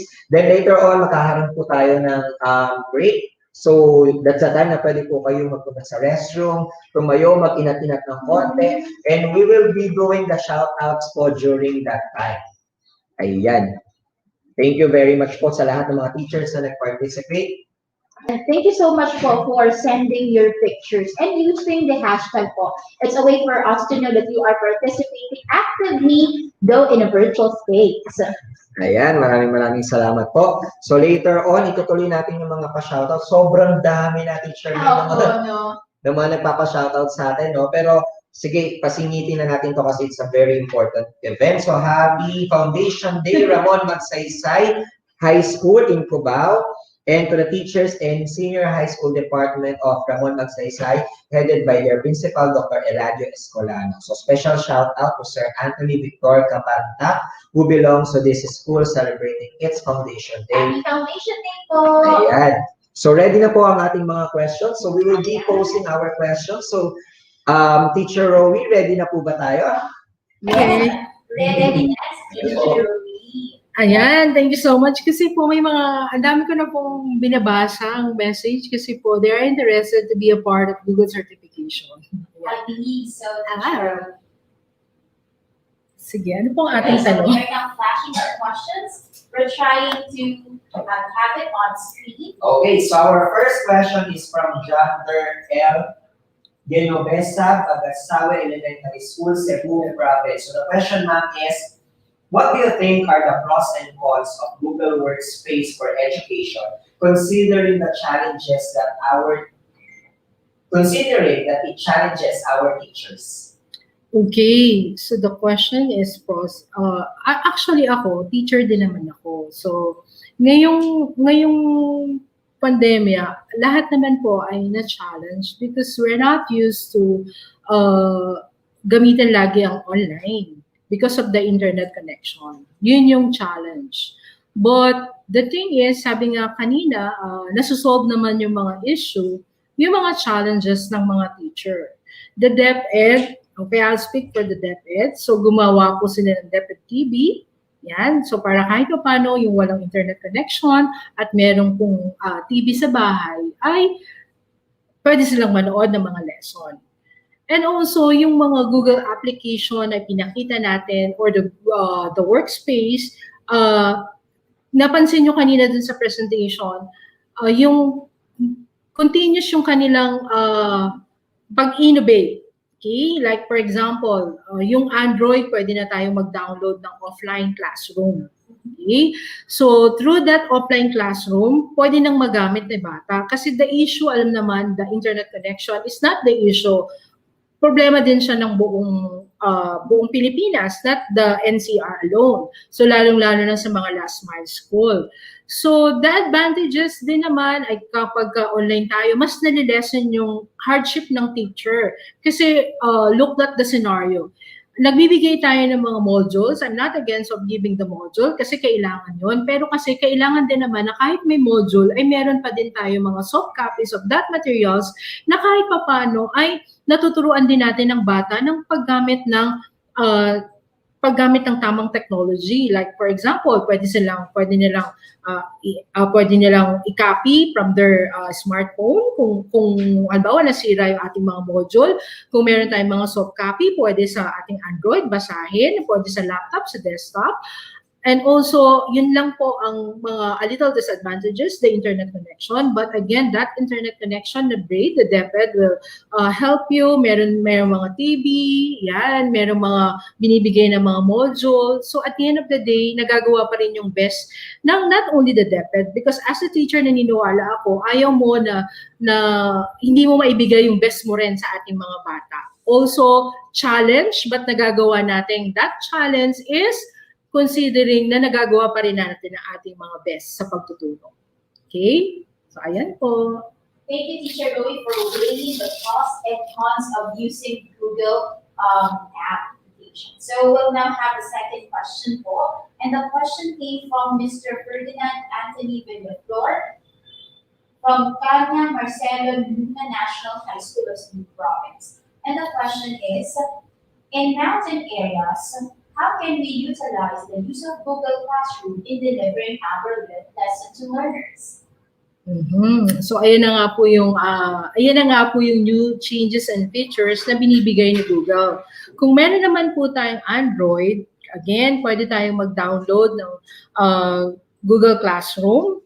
Then, yung Google Classroom na yon, sabi ko nga kanina sa presentation ko, pwede na natin magamit online. Within this year, lalabas na po yan. And kasama po yan ng education workspace fundamental na binibigay. So, ako, nahihirapan din akong makita that yung mga teacher ay pumupunta din sa high area para lang makapag-connect. So again, ang pinaka-problem pa rin talaga is the internet connection. Pero kapag magagamit na natin ang Google Classroom, madali na lang kasi pwede tayong mag-update ng mga materials. Lahat ng materials na meron tayong soft copy, i-upload natin doon sa classwork kasi meron siyang tinatawag na materials, i-upload mo lahat, then you can assign it to your class. So, pwede kang makapag-create na kahit ilan ang klase mo, then upload that materials for your specific class. So, ayan po ang magagamit, ma-utilize natin na maigi. And also, pwede tayo, kung magpapaquiz tayo, pwedeng gumamit ng Google Forms for that. So, ayan, kung meron tayong presentation, pwede po mga group presentation, pwede tayong gumamit ng Google Slide. So we can use the Google Slide and we can share that slide deck sa ating mga estudyante. So ayan, may utilize natin. Kailangan lang po aralin natin kasi dapat makita natin yung kahalagahan ng paggamit ng technology. Hindi yan one click ay nandiyan na. We need to learn para mas confident tayo as teacher how to utilize this platform when it comes in teaching and learning. Ganun din po yung Google Classroom. Kahit ako din po, ginagamit ko rin po siya. Tapos nakakatuwa kasi kapag may quiz ka, automatic na makikita mo na ang mga bata ay nakapag-turn in na ng kanilang mga activities. So ikaw, teacher, all you have to do is monitor them. Okay? So ayun po, I hope nasagot ko po yung how to utilize the use of Google Classroom. Yes, thank you very much, Teacher Ruiz. Our third question is from Sir Raymark I. Benavides from Dr. Jose Laco Salonga High School from Nueva Ecija. So how can we assure the validity and reliability of the answers of our students using this Google Workplace? Okay. The validity, reliability of the answer of the students. Okay. So, the validity, again, teacher, tayo naman po ang nagbibigay ng ating test. Tayo yung gumagawa ng ating examination. So, while making the examination, nakikita na natin yung validity na binibigay natin sa paggagawa ng quiz. Now, pag gumagamit tayo ng Google Forms, yan, kasi one of the platform na pwede natin magamit sa pagko-quiz is using the Google Forms. So, pag gumagawa tayo ng Google Form, nilalagay natin yung ating mga quiz, dun po nilalagay yung mga questions. So, meron siyang mga different type, let's say about multiple choice, there are a lot of things, mga question type, multiple choice, checkbox, option. The reliability naman, kung ma-check natin, pwede natin makita, let's say halimbawa, ang lahat ng bata ay nag-turn in na after nilang mag-quiz. So ikaw, isi-set mo rin yung setting na dapat ang bata ay isang beses lang siyang magpo-quiz. Kasi pwede nating iset sa setting yon. Again, teacher, tayo pa rin yung magsiset ng setting doon. Hindi porket nakagawa na tayo dun sa Google Form, ay hahayaan na natin. We need to check the limit. Let's say, check the limit to one response at hindi siyang pwedeng mag-edit. Tapos sa Google Form, pwede na rin naman na ilagay nyo na yung tamang sagot para pag-test ng bata, makikita niya na rin yung score.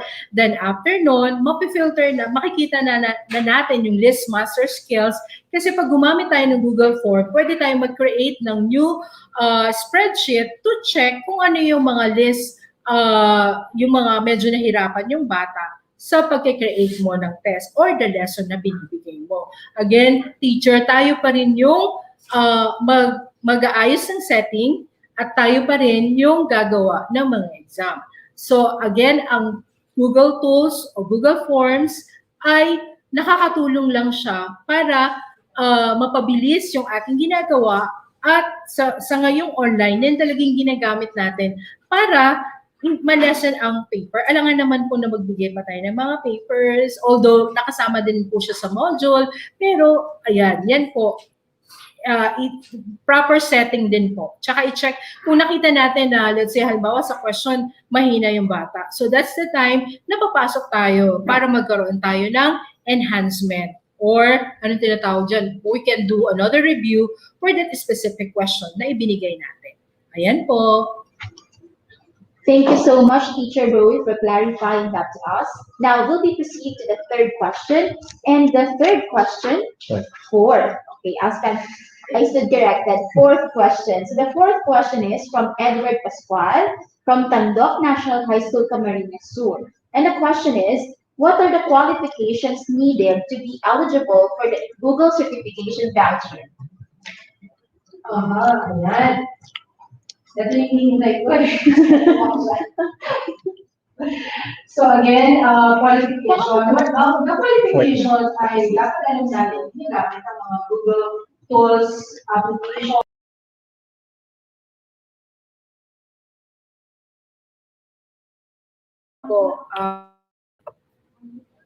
Okay. Okay na. Ayan. Google Forms, slides, sites, yan po. Digital citizenship. So dapat po, to qualify, alam nyo sa sarili natin na ginagamit natin yung mga tools na to. At sabi nga namin sa mga session na ginaganap namin, ay nagagamit na po talaga ng mga teacher ito. Yan. So tatapusin lang po namin ang batch 3 kasi ito po ay naka-memo. Then after nun, you can email us or i-message na lang po ako para po mabigay ko sa inyong instruction how to qualify. So again, this is for teacher 1 to 3 or yung mga nagtuturo talaga.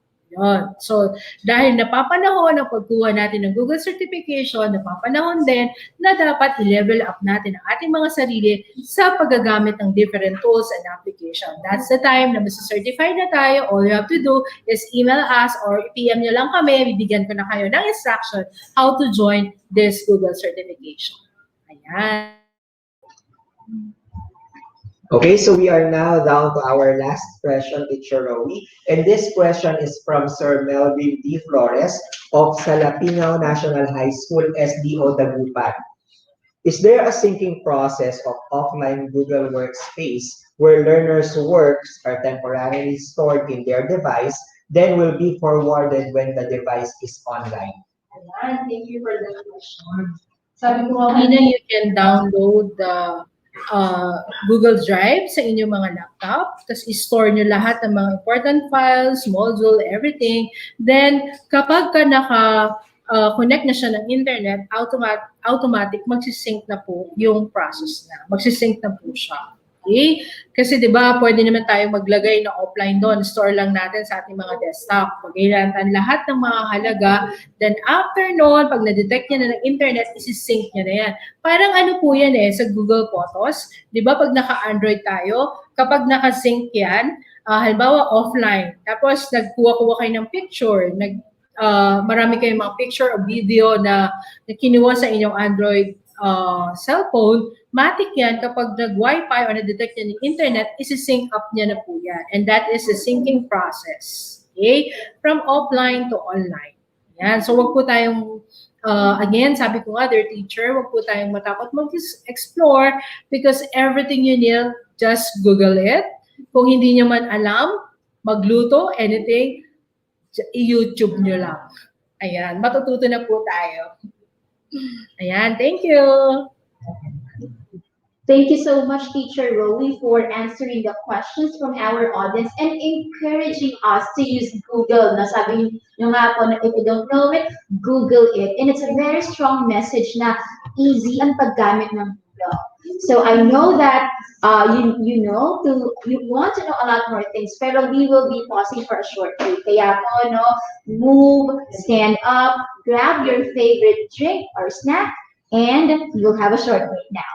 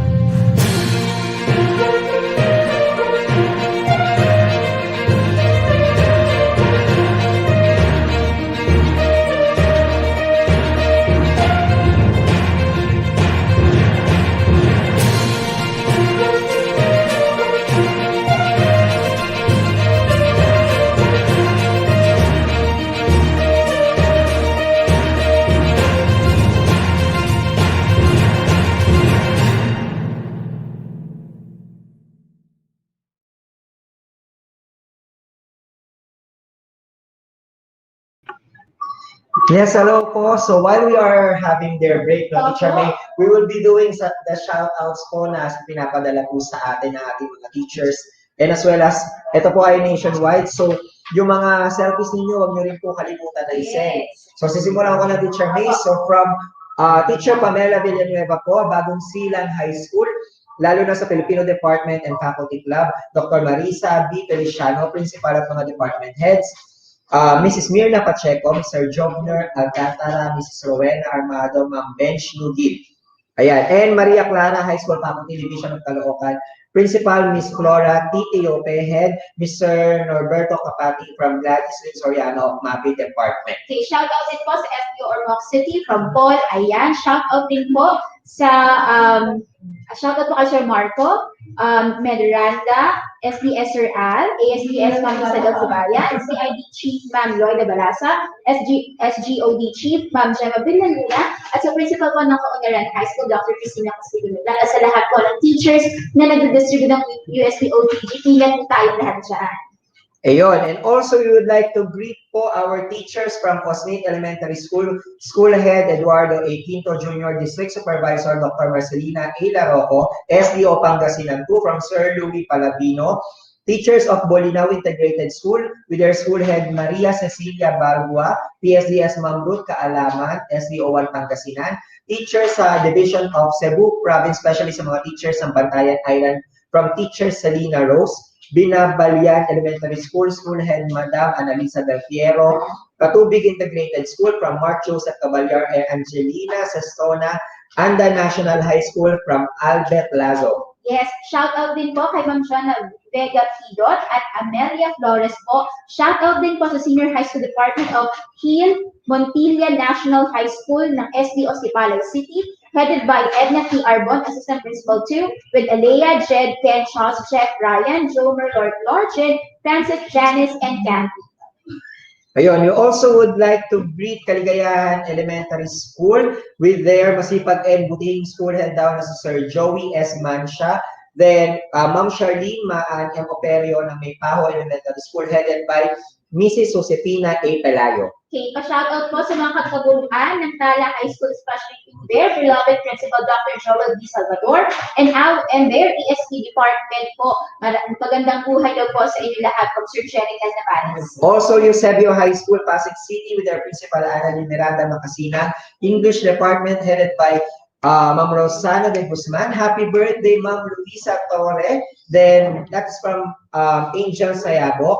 Then English department and all department heads and coordinators of Caloocan City Business High School led by Dr. Ivy Perez, OIC Principal and Chief Education Supervisor of SGO in SDO Caloocan. Most especially to Dr. Nerissa Losaria Ceso 6 SDS SDO Caloocan. Okay, hello din po kay Ma'am Jean Paula Mercado ng Quinto National Vocational High School, kay Ma'am Cindy ng San Pedro National High School, from your friend daw po kay Ma'am Sherry La Peña. Ayan, so definitely ang dami pa po nating mga pa-shoutout, medyo nagpa-flood na. And pa-shoutout din po sa teachers from Regina Ramirez Cruz National High School, Pagdi North District, especially to their Principal 3, Sir Robert Cristobal from Sir Marco Manabat. Ganun din po, pa-shoutout din daw po sa mga teachers ng SDO Batangas Province, headed by their Schools Division Superintendent, Bertel M. Ibardome, Limeri District teachers headed by their District PSPS, Connie C. Hernandez, Limeri Pilot teachers headed by their dear Principal Maria Teresa E. Karingal. At ang pagbati ko ay galing kay Ma'am Henrich de Matula. Ayan, so while we are doing the shoutouts po, no, nandyan po sa baba yung link natin na kailangan po natin i-download yung trial version for the Adobe kasi yan po ang next na topic natin. Gagamitin po natin yan later for our next video. Yes, so mag-download na po kayo. Then, habang nag-download po kayo, shoutout po sa Schools Division Superintendent Sir Roy Tobalia, Assistant Schools Division Superintendent Sir J. Monteaco, to all our teachers, department heads of Don Pablo Lorenzo Memorial High School with the school principal Mr. Santos Jefe and Santa Maria PSDS Sir Joel Marcos from Edukasyon sa Pagpapakatao Department of Don Pablo. Okay, greetings din daw po kay Sir Joel Bonavia, School Principal ng Cañas Central Elementary School ng Carcar City Division. Okay, hello din daw po sa mga ganito. So hello to Sir Melvin Ovaldo, FEA President, Head teacher Mrs. Loreline Mignon, and all Araling teachers of Pedro Guevara Memorial National High School, SDO Laguna. Happy birthday po kay Ma'am Maria Teresa Miradura, Master Teacher 2 of Masapag Integrated National High School. Hello po kay Ma'am Victoria Vera and Angeles, to all the teachers of San Roque National High School ng Victoria Laguna. Hello to Sir Kian Wenceslao Sanchez and teachers of Bagong Bayan Elementary School, SDO Laguna. Hello to Sir Gregorio and Titong and his head teacher, Ms. Josephine Basaka, and the rest of the mathematicos of Balibago Integrated High School, Santa Rosa City. Hello to Sir Jundi Luna and teachers of Caris SDO Pateros.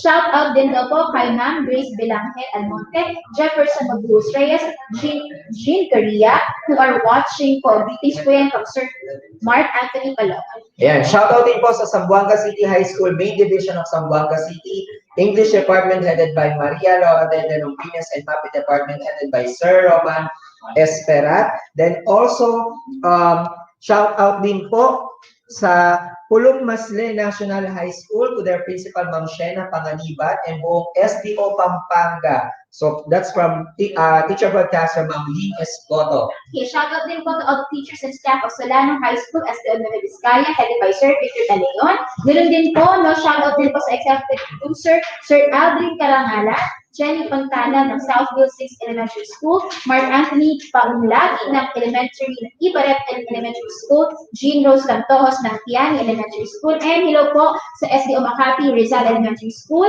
headed by Mrs. Corazon Kakulitan, and especially po sa grade 5 teachers nila.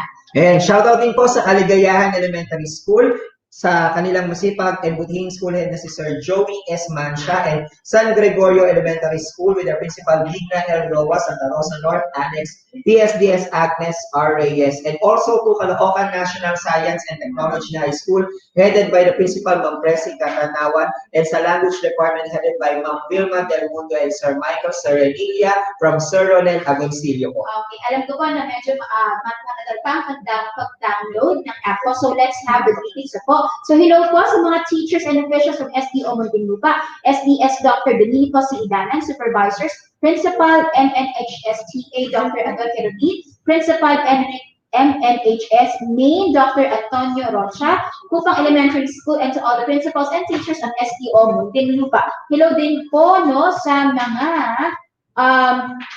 hello din po sa SDS ng Laguna, Dr. Marites Ebanes, EPS of Maths, si Ma'am Julie Clemente, EPS of English, Ma'am Irma Valenzuela, EPS of Kinder, Ma'am Liz Valdelon, EPS ng AP, Ma'am Lucy Pagalanan, District Supervisor, Ma'am Gina Linfeo, Principals, Ma'am Edel Artillero, Ma'am Maribeth Sotomayor, Ma'am Brenda Orera, and belated happy birthday daw po kay Ma'am Amor Nazarea.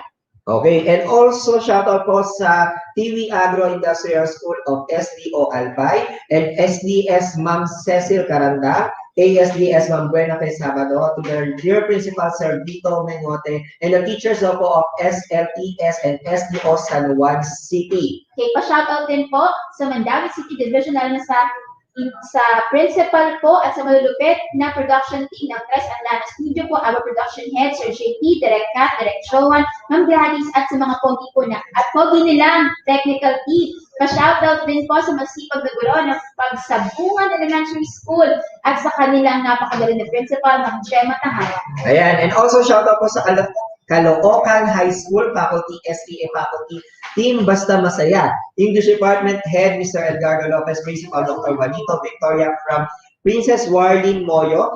Also shoutout po sa School ICTs of Bawang North District, Ma'am Michelle Calica, Ma'am Vicky Teles, Ma'am Selma Doble, Ma'am Amelia Flores, Ma'am Ana Dupusin, Ma'am Charmaine Pelica, Ma'am Belen Nonesa, Ma'am Gina Nonan, Ma'am Lorena Dusin, Ma'am Mira Ramos, Ma'am Priscilla Enate, Ma'am Angelica Celso. Okay, hello po sa mga teachers sa Upper La Perian Elementary School, Ramon Magsaysay District, Province of Zamboanga del Sur, Region 9, Ma'am Nenji Untilla, Itang at Ma'am Mary G. Untilla Mori, na kahit nagkakaroon po sila ng connection difficulty, they still manage to participate sa INSET. Hello din daw po sa mga teachers from Barreta National High School, Olongapo City. Greetings po yan from Sir Adrian Cobardo.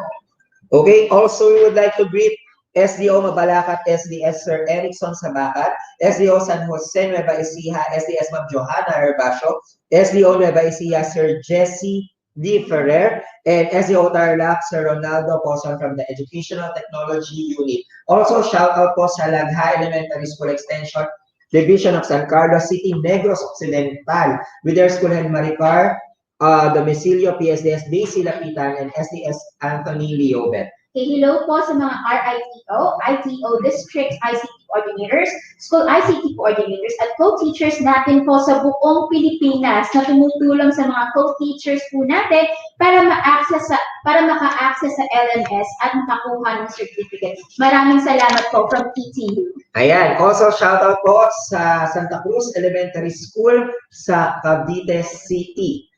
Yes, pa-shoutout din po sa Magdalena Integrated National High School Division of Laguna, Dr. Evelyn Hoxton, PSDS, Dr. Ruby P. Castillo, Principal 1 from Sir Rudolph. Ayan, shoutout din po sa Hill Montilla National High School ng SDOC Palay City, headed by Sir Renato Claro and Edna Arbon, and sa mga teachers daw po na masayang nakikinig. Tapos, Teacher May, we also would like to ask po yung mga teachers po na nagpapa-shoutout kasi medyo nagpa-flood po sa mga messenger namin dalawa ni Teacher May. So we encourage na lahat po ng mga shoutout sa inyo, pakisend na lang po sa ating comment section dyan sa baba. Yes. Yan po. Tapos, another thing is, huwag niyo pong kalimutan gamitin yung hashtag virtual INSET day 3 para madali po namin siya mahanap din. As much as possible, isa-shoutout po natin lahat kasi medyo nagpa-flood din. Sobrang dami po talaga kasi. Apo, so natatabunan kasi. Kaya po, don't forget po yung mga pa-shoutout po natin. I-comment na lang po natin dito sa ating mga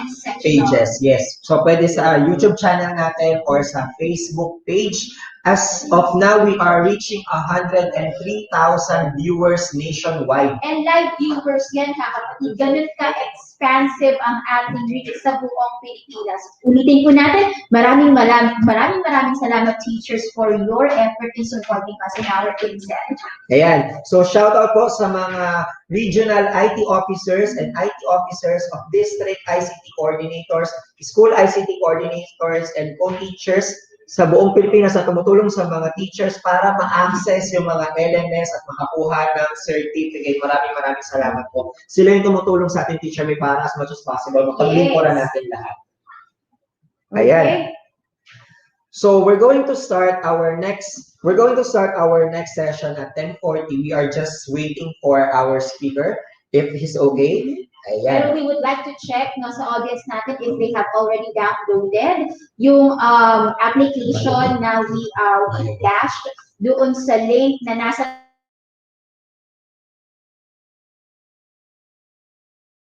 those po na mga teachers na nagtatanong kung may bayad yan, of course, it's trial version lang po yan. It's for free. So, pwede nyo na po yan i-download para makasabay po kayo sa ating training.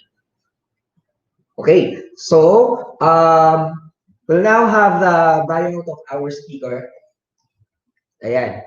So habang inaantay natin yung bio note. Yes, habang hinihintay ang bio note ng ating next speaker, it's nice to know that there will be a workshop that will teach us how to do poster designs. Kasi importante nga when we flash announcements, when we flash information in our virtual classroom, aesthetically naman ang presentation. Diba? Kasi mas napansin-pansin at mas nabibigyan ng attention kung yung mismong presentation ng information ay napaka-aesthetic at napakaganda. Yes, kaya naman po, we are encouraging everyone kasi usually kapag sinabi natin Adobe, parang natatakot sila, no? Oo, pero definitely gagawin po natin madali yan. And pasingitin ko lang to Teacher May, shout out po kay Ma'am Jessica Layog ng Occidental Mindoro National High School, SDO Occidental Mindoro, pa-shout out po sa mga teachers ng OMNHS, lalong-lalo na daw po dun sa mga English teachers. Fan na fan po na daw sila. Ay, hello po! Ayan, so actually, alam mo Teacher May, nakakatuwa kapag pumupunta kami sa mga SDO. Tapos, yung mga teachers na nandun, although yung iba naka-work from home, makikita mo pumupunta sa mga schools, tapos nag-aayos sa mga module. So definitely, sana one of these days, ma-meet po namin talaga kayo. Yes, ibang klase po ang dedication ng mga teachers, lalo na yung pagsusort ng modules, pag-aayos ng modules, and especially in a bottom na talagang they are exerting their efforts to distribute USDO tips. So lahat po ng mga nabotos teachers, mabuhay po tayong lahat. Okay. So definitely, we are now going to present to you our next speaker. Our next speaker is one of the EdTech specialists of the ICTS EdTech unit from the division of Lapu-Lapu City, Region 7, Central Visayas. He is a Microsoft Ambassador of the Philippines and a Microsoft Innovative Educator Expert, Philippine Representative to Educators Exchange, Budapest, Hungary in 2016. He has always been a sought speaker in the division, region, and national trainings and workshops like that of the ICT literacy, teaching technology, Office 365 empowerment and remote teaching and learning, especially this time of pandemic for teaching and non-teaching personnel. With an enormous capacity for hard work, though he is not a graduate of any IT program, nor he is an IT teacher, he achieves great things in the field of ICT integration. Listed below are his accomplishments. Won as Best ICT Innovation for Governance during the first regional ICT Summit in 2017. Author of ICT Learning Action Set or ICT Activity Cards published in DepEd LRMDS in 2018. And of Energy Education Flashcards 2017 of One Meralco Foundation and Coalition for Better Education. He also won as Best Research Display during the first Regional Research Summit in 2018. Presented research paper in international conferences like Belta or the Malaysian English Language Teaching Association META in Kuala Lumpur, Malaysia in 2015. All right. So as a correction for our speaker for today, it's from Bohol. Wow.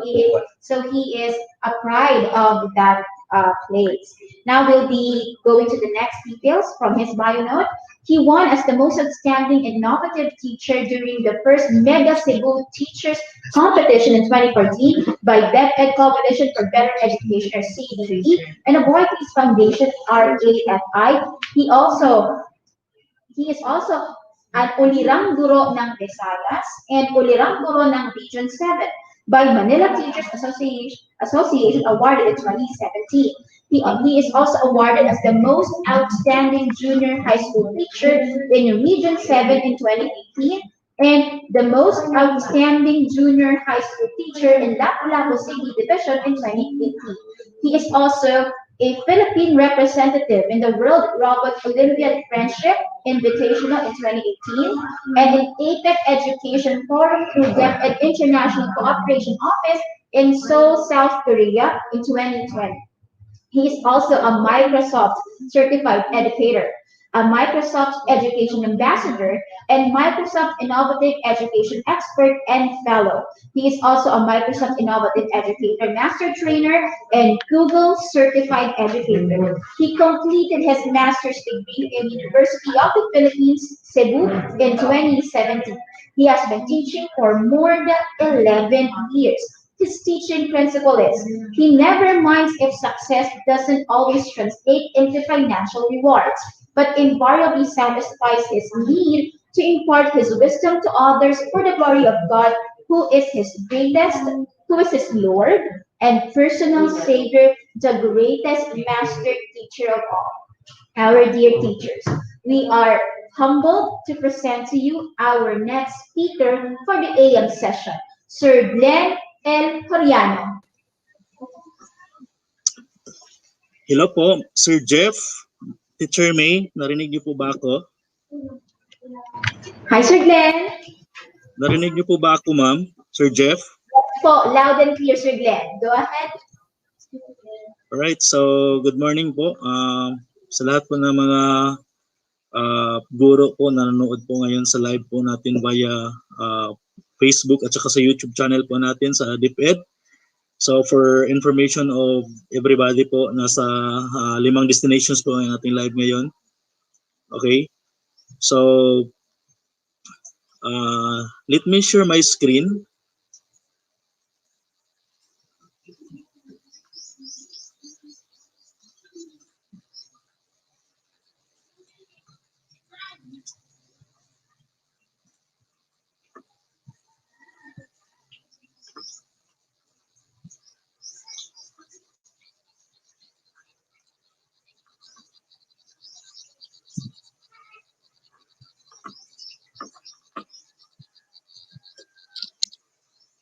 Okay, so my topic po this morning is about Adobe Photoshop in poster designing. So, bakit po kailangan po natin na gamitin po yung Adobe Photoshop in poster designing?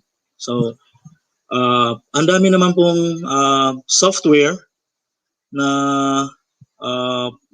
nag-offer sa atin na parang mayroon na pong ready-made template po na doon na po tayo magde-design.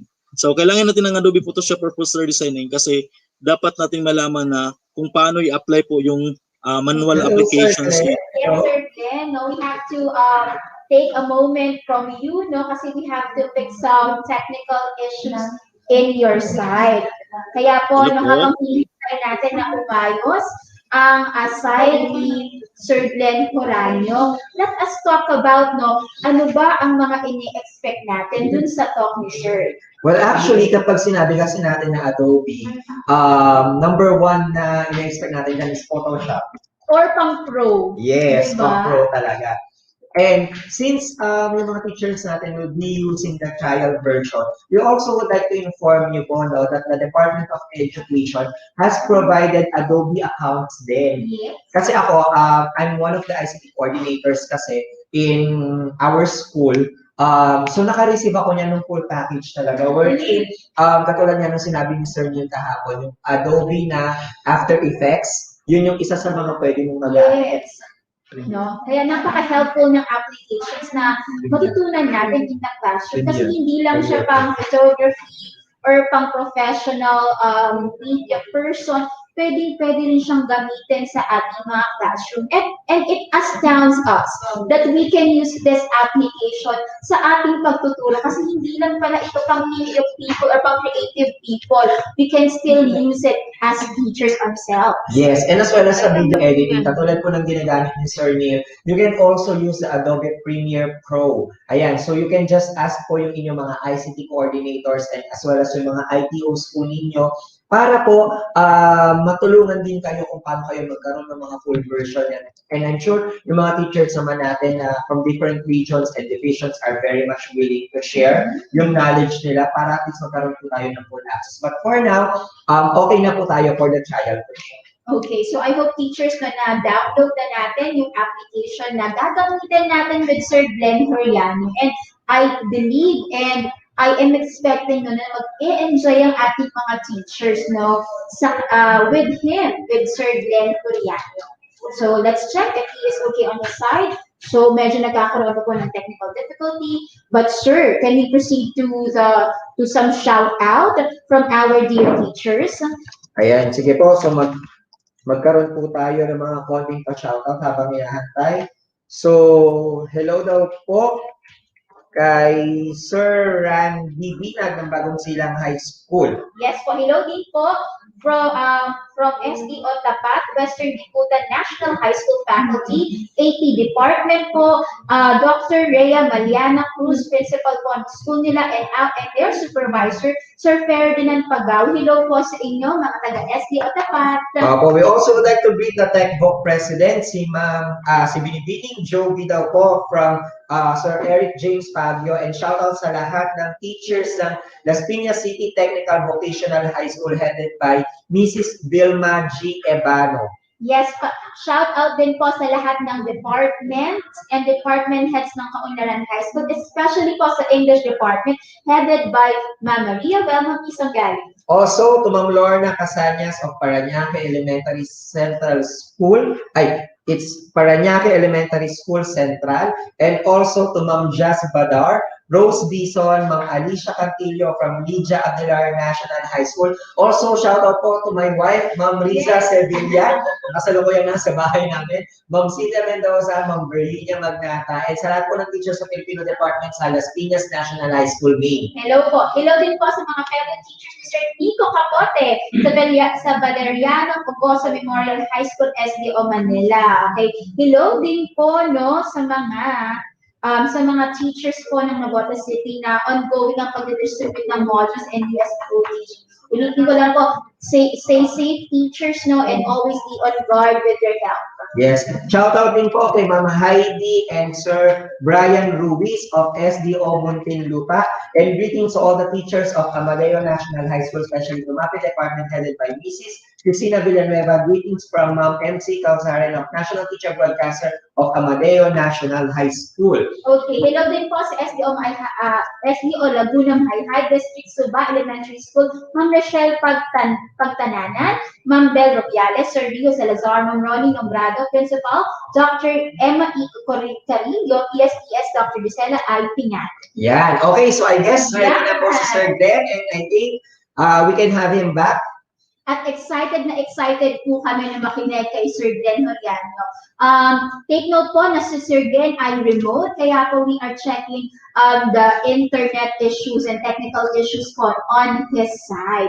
Pero wag po kayo mag-alala na kahit na we are confronting these issues, talaga pong ipupush namin at i-exert namin lahat ng effort to have his session for this morning. Ayan, so while waiting po, no, we also would like to remind you na mag-download na po kayo ng application. I think the link is already posted there below.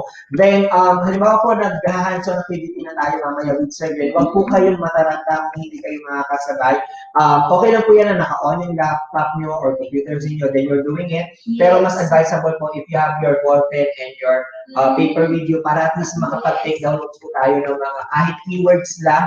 Para po pag nag-team replay po tayo while we are doing the hands-on activity, guided pa rin po tayo. Parang nakita ko sir sa isang video na sa pumputos ng INSET, ang talagang naka-emphasize ay mag-notes. So kung meron tayong mga applications na we will be using for the first time, it's very important na we make notes kasi we cannot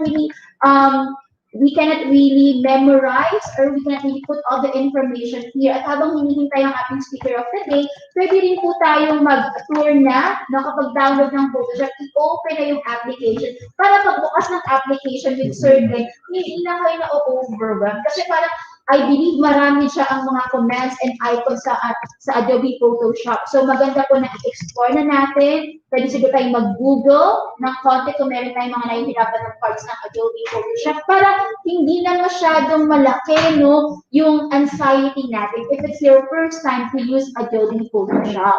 Yes, kaya naman po, while we are still waiting, magpapa-shoutout po tayo sa Pulang Lupa Elementary School kay Ma'am Jamel Cain. Ayan, so good morning po. Then mamaya po, since talagang sobra overwhelming na yung mga shoutout natin, Teacher May, sakripisyo na natin ang ating lunch. So mamaya po during lunch break, siguro magkakaroon na kami ng 30 minutes break ni Teacher May. Then babalik kami kaagad para makabasa po tayo ng mga shoutouts natin. Because we are on the third day, huwag po kalimutan ng ating hashtag virtual INSET day 3. At napakagaling kasi kahit day 3 na, kalagitnaan ng ating INSET, bumubuhos pa rin yung warm support ng mga teachers namin. Grabe po yung pag-plug ng photos, yung mga pa-shoutouts. So, ganun nararamdaman namin kung gaano po ka-warm ang inyong support sa virtual INSET. Kahit hindi tayo nagkikita ng personal po, sa inyong mga tahanan, sa harap ng inyong mga gadgets, ay nararamdaman namin kung gaano po ninyo sinusuportahan kami dito sa central office. So, isisingit ko lang po na pagbati po sa lahat ng teachers, school staff, and admin ng Commons National High School with their dear principal po, Sir Olivar Cruz, teachers and department heads sa mga naging teacher ko po dyan sa Commons National High School. Hello po sa inyong lahat. Ayan, so shoutout din po sa Pugadlawin High School from SDO Quezon City, headed by Abelor Daliza G. Dulgulao. Greetings from Ma'am Jenny Muello and the Registrar family.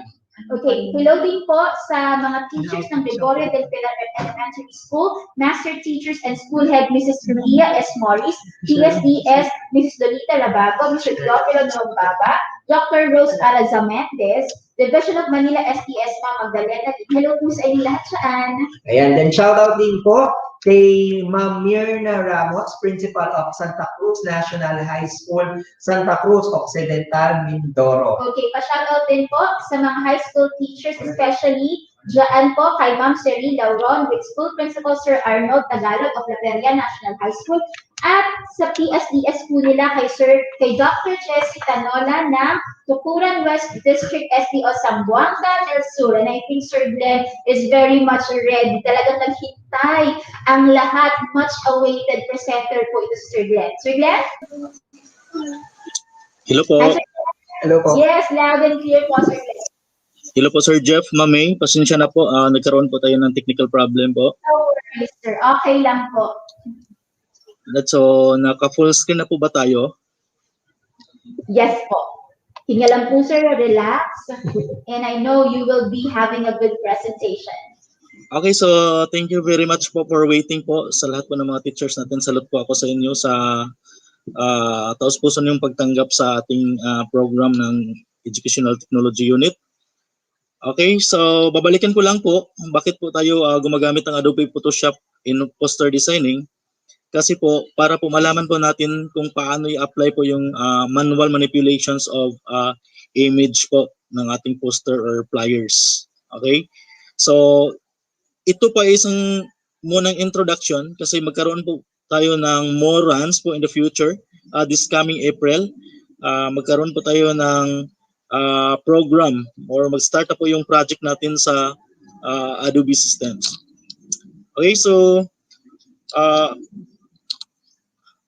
here are our objectives. Number 1 po, learn the basic of Adobe Photoshop.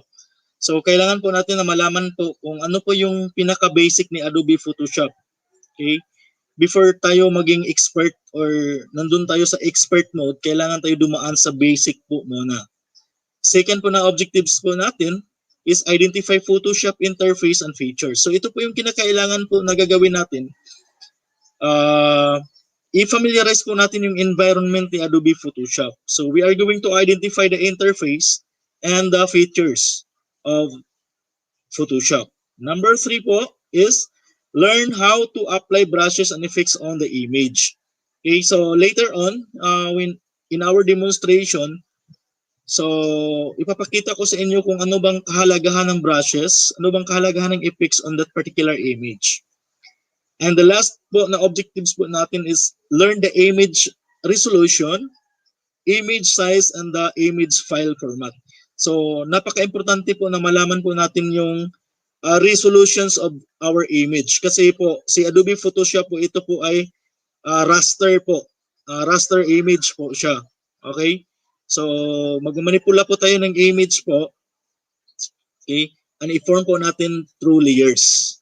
So our goal po in this session is to create our own school-based INSET from scratch. Okay, so from scratch po talaga. So tayo po talaga yung magki-create ng sarili po nating poster. So create your own school-based INSET poster. So yan po yung pinaka-goal po natin dito. Okay, so you can download the trial versions of Photoshop in the link below. So I know that hindi naman po tayo lahat ay may license na account in Adobe. So kaya nga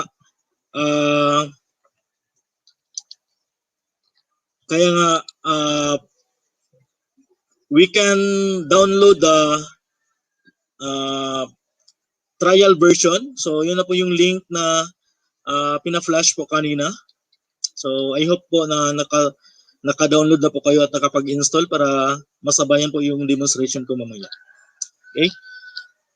So before we get dive on the Adobe Photoshop interface, so intro lang muna, kilalanin muna natin si Adobe.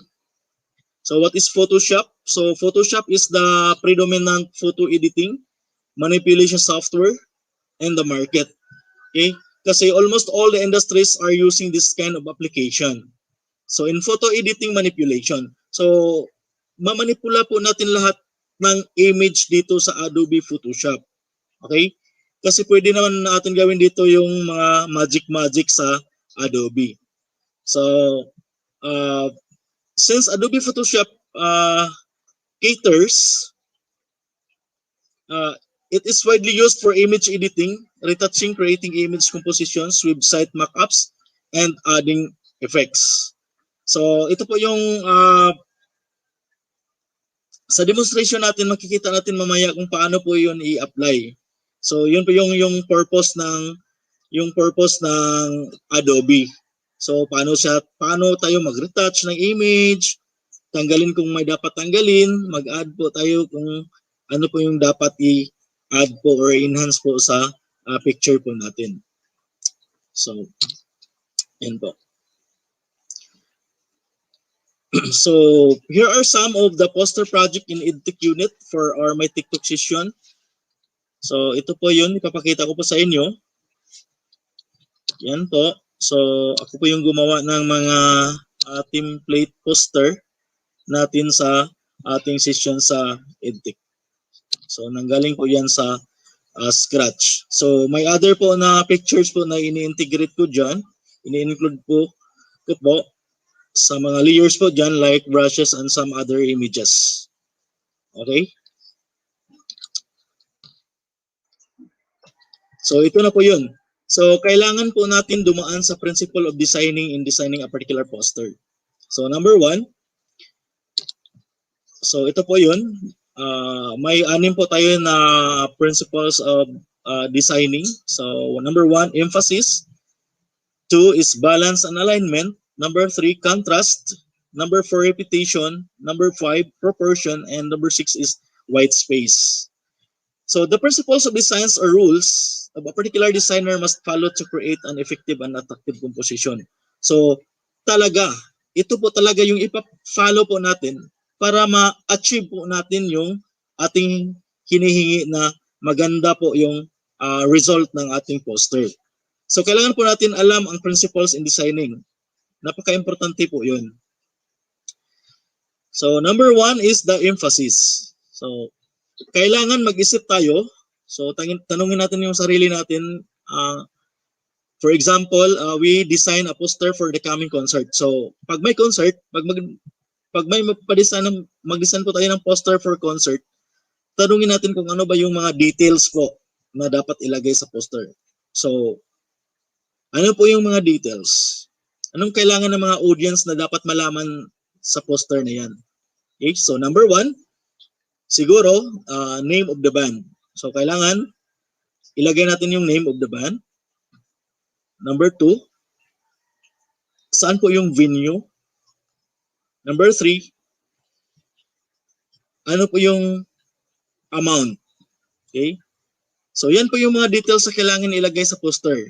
So, yun po ang lagyan natin ng emphasis yung ating poster design. Okay? So, yun po yung sample. Number 2 po is the balance and alignment. So, kailangan na may balance at saka alignment. Hindi dapat makipagsiksikan po yung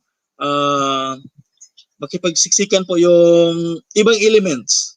Okay? So, kailangan na i-balance po yun natin ang alignment at saka yung distance ng bawat element sa ating canvas area. Okay? So, yun po.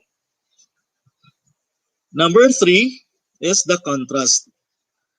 So, yung contrast natin is we will focus on the background and the relationships of background significantly on the other elements or other images. Okay? So, halimbawa,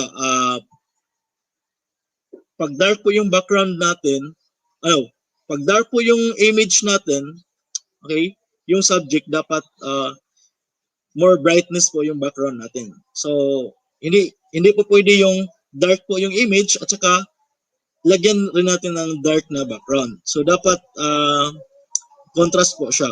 Okay? Work harmoniously po yung color natin para maganda po ang dating. So, number 4 is the repetition.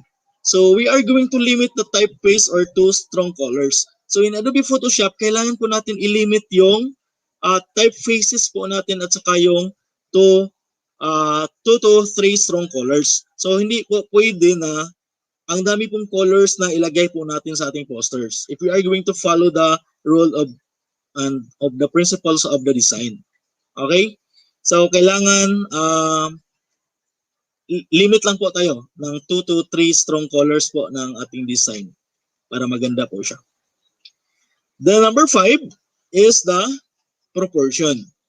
So, proportion can be achieved only if all elements of your design are well-sized and thoroughly placed. So, ang focus natin dito sa proportion is yung logo, halimbawa, yung brand po natin. So, kahapon sinabi ni Sir Neil na maglagay tayo ng logo ng DepEd. Okay? So, sa poster, kung ang dami pong logo na ilagay po natin sa itaas, dapat proportionate po yung dating. Equal po yung distance at saka yung laki po ng logo ng ating poster. Okay? At saka yung panghuli po is it is better po na lagyan po natin ng white space or white area po ng ating poster. So yun po yung suggestions ko sa poster po ninyo. Well, anyways, this is basic naman po yung poster na presentations po natin. Okay? So let's start with Adobe interface. So ito po yung malaman po ninyo sa Adobe interface. Number 1 po is the document window. So document window is the main area where we can view or edit our image. So ito po yung document window natin. Ito po yung tinatawag natin na document window. Okay?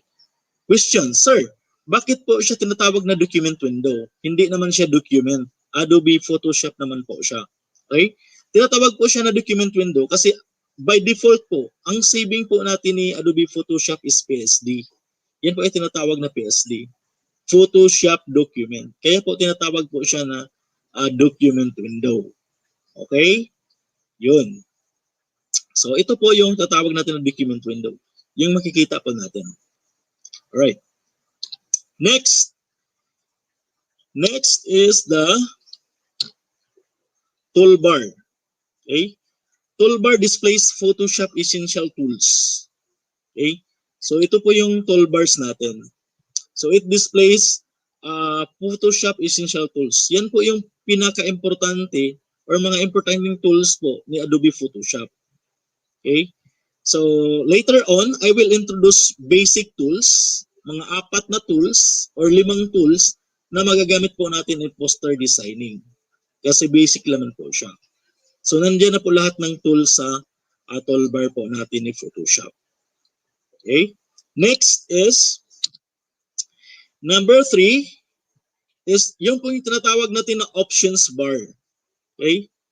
Bakit po siya tinatawag na options bar? Displays option of tools we selected. So halimbawa, if we are going to click tools here on the left side of our interface, pag pumili tayo ng tools dito, automatically sa options bar natin dito sa itaas, lumabas po yung sarili niya pong options na tools.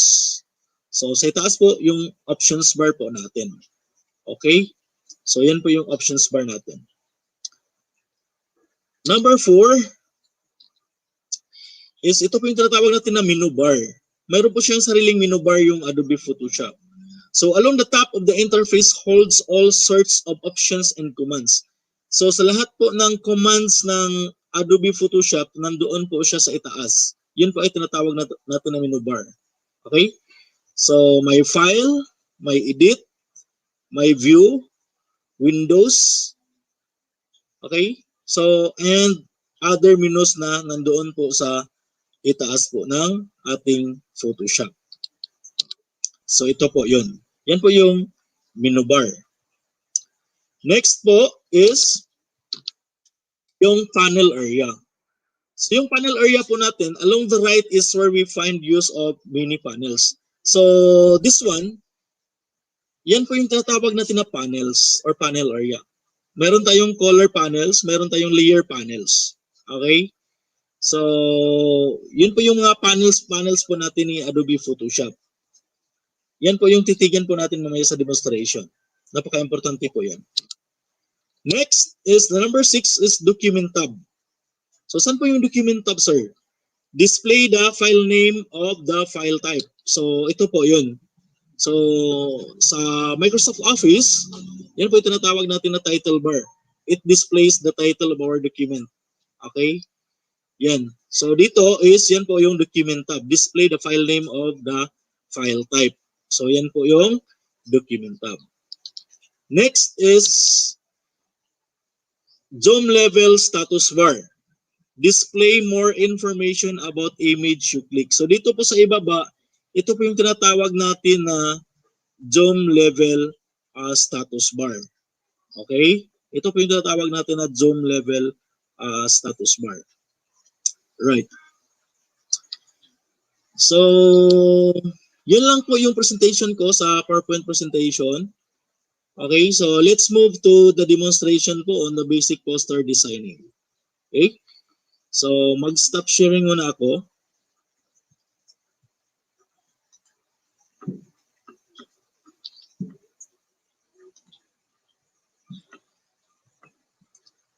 Hello po, Sir Jeff. Demonstration na tayo. Mag-open ako ng Adobe Photoshop presentation. Okay, no, Sir Glenn, medyo itakat ka po namin. We will just fix some technical issues po ulit. Pero don't worry, sir, it doesn't mean na yung ating presentation po ay hindi naman maganda. It really runs so well. Yes, usually nangyayari talaga yung mga ganyan, Teacher May. No? Even nga sa classroom natin, kapag nakaready na yung PowerPoint presentation natin, then all of a sudden, di ba? Yes. Biglang nagkakaroon ng mga ganyan. So, I think we're actually done with the presentation. Tama po, Sir Glenn? Yes po, done na po tayo sa presentation. So, I am now preparing to run my Adobe Photoshop for demonstration. So, shout out muna ako, Sir Jeff and Mami. Sige po, sir. Sige po. Okay, so shout out po sa aming Regional Director, sa Luciano Jimenez po. Dr. Cristuto Ico, our Assistant Regional Director, Ma'am Jeneline Hagdon, our Regional IT Officer, at sa lahat po ng ITOs po in the Region 7 po na tumutulong sa DepEd Commons po na activations. Okay? Shout out rin po sa aming SDS, Dr. Bianito Dagatan, our Assistant School Division Superintendents, Dr. Danilo Gudilusaw, Dr. Faustino Turadio, our Curriculum and Implementation Division's Chief, Dr. Carmela Restificar, our ITO, Dina Florence Talan, and to all the EPS, principals, PSDSS ng Bohol Divisions po. Good morning po sa inyo, ma'am, sir. Sa mga kasamahan ko rin po sa San Jose National High School, Talibon faculty and staff, with our principal, Dr. Marcela Bautista. Good morning, ma'am. And to all the members of Task Force ICT Platform, Task Force ICT Infrastructure, and Task Force CLEP, editors and writers. Okay, so yun lang po, Sir Jeff. Sir Glenn.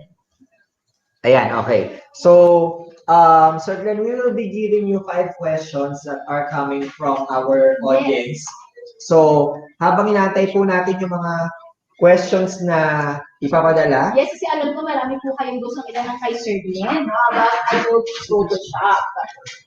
Yan. So, if ever po na walang pumasok, we'll be doing some shoutouts po muna, Sir Glenn, no? Then babalikan po namin kayo. We'll just give time sa ating mga teachers para po makapag-entertain po tayo ng mga questions. So, we'll be providing the link. Ayan po. So, nandiyan po yung link sa baba. Then later on, we will proceed with your hands-on activity. Tama po, Sir Glenn? Opo.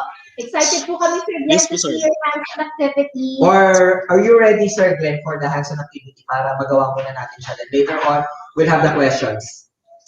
Loading pa po, sir. Shout out muna, sir. Sandali lang po. Okay, sige. So we'll be doing some shoutouts po muna. Then babalikan po namin kayo, Sir Glenn.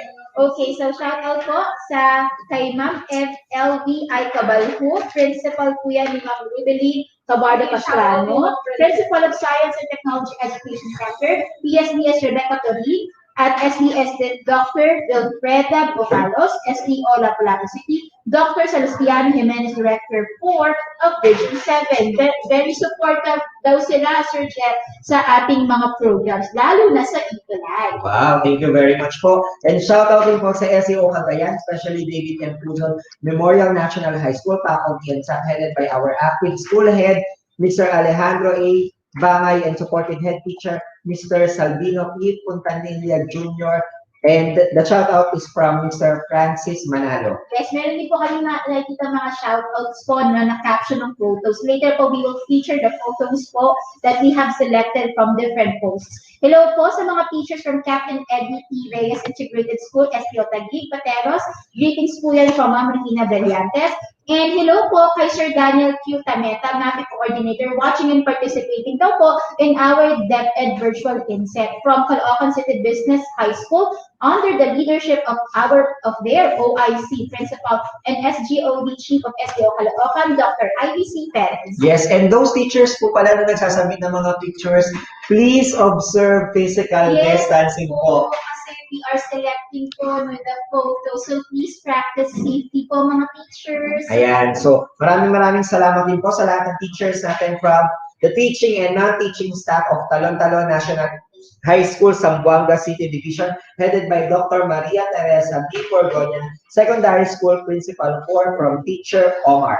Yes, and we are also jumping for joy here because we have a lot of greetings to make po. Shout out po sa mga hardworking teachers ng Santa Fe National High School with their principal, Mr. Noel Tervada. Greetings po yan from Ma'am Brenda Batian, sila po teacher po yan natin ng English Commons National High School. Yes, shout out din po sa Viga Lavdic Elementary School, Gumaca East District, SDO Quezon, headed by Ma'am Marilyn Cabangon, Head Teacher 3. So the greetings from Sir Christian. Shout out din po sa mga RPL na Ocaña Central Elementary School, especially to Ma'am Sheila May Pantonal. Ayan, then shout out din po sa Umos Integrated National High School, Real, Quezon Province. So shout out po kay Sir Rafa Felicity Indiana.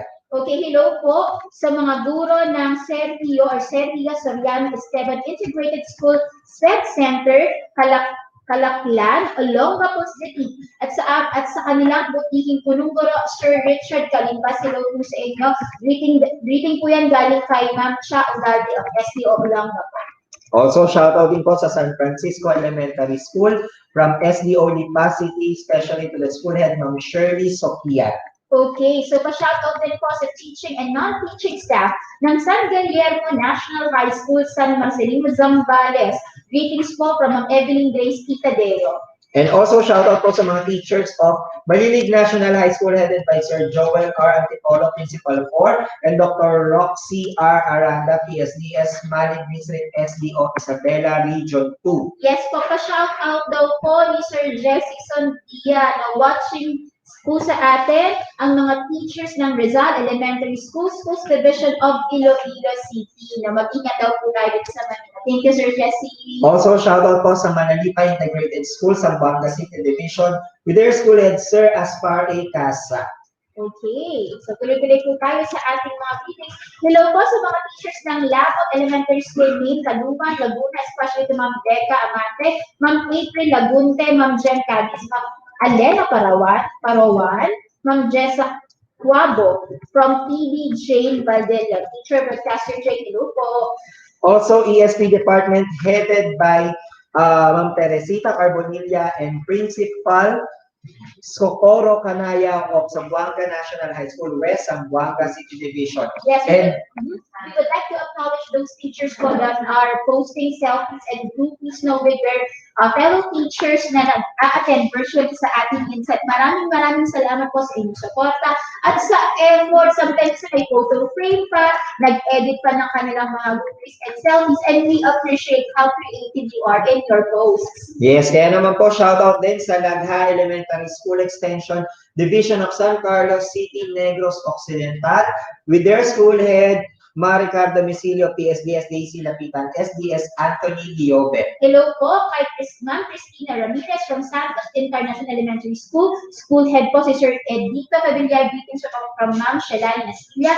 Hello din po sa mga teachers ng Baesa High School sa SDO Caloocan, especially po sa Math Department, headed by Ma'am Cora A. Jeremia and Baesa High School Principal Rezalina F. Bueno. May nagsiselebrate din po ng birthday ngayon, Sir Felipe Oliveria, math teacher from Baesa High School. Pagbati po yan ni Sir Daryl M. Bagwan. Yan. And also, ito yung mga teachers na nagpadala sa amin ng picture na nasa gitna po sila ngayon ng ng bundok. Yes, Tingnan mo naman picture na yun. nakaka-amaze po talaga yung mga teachers. Yeah, so nila. mamaya po ipapakita natin yung picture nyo, no? So shout out po sa SDO Nueva Vizcaya, headed by SDS Rachel Liana and ASDS Julie Cruz, to Casibo West District with DIC Sir Marlon Butay, and to all teachers of Kakidugen National High School with school head Sir Dick Lapitan, na bumaba pa daw ng bundok para maka-attend ng INSET. And mamaya ikakatong muna natin mga shoutout because our speaker is now ready to give you the hands-on activity about Adobe. And we are really looking forward to having this hands-on activity with Sir Glenn. Sir Glenn? Hello po, good morning po. Naso i-share screen po ma'am. Okay na po tayo? Alright, so nandito na po tayo sa Adobe Photoshop working environment. Ito po yung interface po natin. Okay, so babalikan ko lang po yung presentation ko kanina, yung dinidiscuss. So ito po yung tinatawag natin na menu bar. So ito po yung menu bar natin. Okay, next is the options bar. So below sa menu bar natin, ito po yung tinatawag natin na options bar. Okay, dito naman po sa left, bandang left, ito po yung tinatawag natin na toolbar. Okay, so ito po yung toolbar. At saka sa right po natin, ito po yung tinatawag natin na panels. So, kung titigan natin po yung sa right version po, mayroon po tayong color and swatches panels. At saka, library panels at yung layer channel and path panels po. So, dito sa bandang pinaka-bottom sa layer panels po, dito po natin makikita po ang lahat ng layers in Adobe Photoshop. Okay? Yan. So, magsimula na tayong gumawa ng poster natin from scratch. Okay? So, we're going to click on file. Okay? So, click on file, then click natin po yung new. Okay? So, pag nasa new na po tayo na window, hingin po tayo ng name. So, like for example, gagawa po tayo ng INSET poster. Okay? School-based. School-based INSET poster. So yan po. Next po natin na gagawin is we are going to identify the document type. So ano po ba yung default na document type natin? Default Photoshop size po siya. Or kahit custom, pwede rin gagawin mo na custom. Okay? Next is the width and the height of your poster. Okay? So pag malaki na po yung poster na gagawin natin, halimbawa nasa stage po natin ilagay yung poster natin, or ilagay po natin sa gate po yung poster natin, we are going to convert the feet into inches. So halimbawa gawin natin inches po. So example po, yung width po natin is 72. Okay, 72 inches. Right? 72 inches. At saka yung height po natin is 36. Okay? Yun po yung inches po natin as landscape. So, 72 by 36 parang malapit na po sa isang 4 by feet na tarpaulin ang laki niya. So, resolution po natin is gagawin lang po natin na 72 kasi ang laki po ng poster natin na ginagawa. Okay? So, para pong pang-gate po yung poster po natin. Right? So, color mode natin, huwag kalimutan natin yung color mode natin is yung RGB color. Okay? Or CMYK color. Okay? So, alam naman po natin na yung CMYK is cyan, magenta, yellow, at saka yung black color. Right? So, wag na natin galawin dito yung 8-bit. Okay? So, yan na po, yung background color. So, yan po yung iti-check po natin. So, yan. After that, pag natapos na po tayo, iset po natin yung lahat ng kailangan natin dito sa creation po ng ating poster. Click po natin yung OK. So, yun. Naglo-loading po yung pag-create po niya. Okay, so yun. Lumabas na po. So, nakita natin dito sa itaas, ito po yung tinatawag natin na document tab. So, sinasabi ko kanina yung document tab natin. Ito po yung file name of our document. So, mayroon na po tayong exact size po ng poster po natin. Okay? Na 36 inches by 72 inches po ang ating poster size. So, ang gagawin natin ngayon, isitigan po natin yung layer. So, dito tayo sa layer panel. So, sa layer panel po natin, makikita po natin yung background. Okay? So, mayroon tayong background. So ang gagawin natin sa background natin is i-duplicate muna natin yung background. So we are going to click this background. Okay? Drag natin dito sa parang new document na icon po or tools dito sa ibaba. So drag lang natin. Okay? So ngayon, mayroon na tayong duplicate ni background. Okay? So dalawa na po. Mayroon na po tayong background at saka mayroon po tayong background copy. So ilang layer na po tayo ngayon? So meron na po tayong dalawang layers. Okay? So ang gagawin natin dito sa background copy natin, pwede natin siyang i-gradient. Okay? Pwede natin siyang i-gradient. Pwede natin siyang i-monocolor. So ang gagawin natin sa gradient, click lang natin yung blending options dito sa effects. This one. Pwede natin gawin na gradient overlay po. Okay, so click yun na po natin yung gradient overlay. Okay, so pumili tayo ng gradient po dito sa sa effects na to. Okay? Yun. So halimbawa ito po. So yan, click po natin yung okay. Right? So pag hindi pa po makapasa sa test po ninyo, balik po kayo sa blending options ulit, yung may FX, click yung gradient overlay, okay? Ibahin niyo po yung angle po ng colors. Ito. Yan. So, pwedeng ganyan. Okay? So, yun po. Ayan. So, parang ganyan. Okay? So, click po yung okay. So, next po ang gagawin natin dito, mayroon na tayong background. So, next is maglagay na po tayo ng elements. Okay? So, ano po ba yung first na elements na ilagay pa natin? Or maglagay tayo ng color, text. So, click on T, tools.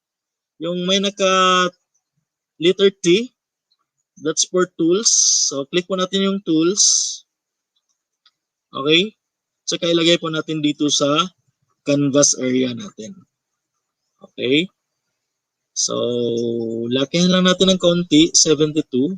Yun.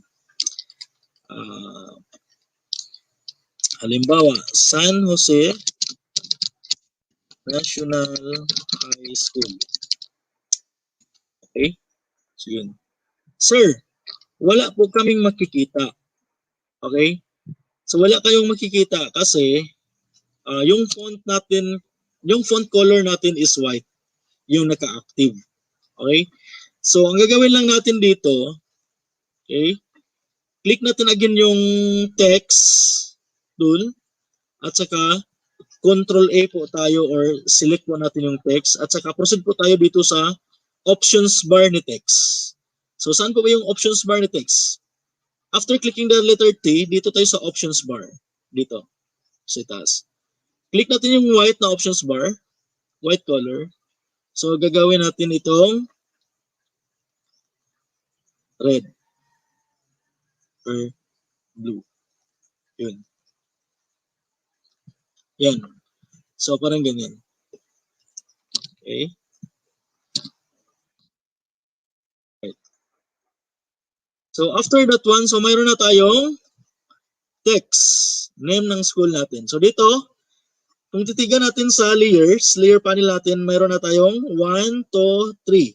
So, mayroon na tayong 3 layer po. So, naka-layer na po siya. So, ano po ba kaibahan ng structures of layer? So, halimbawa, itong San Jose National High School po, dito ko po siya ilagay sa ibaba. Okay?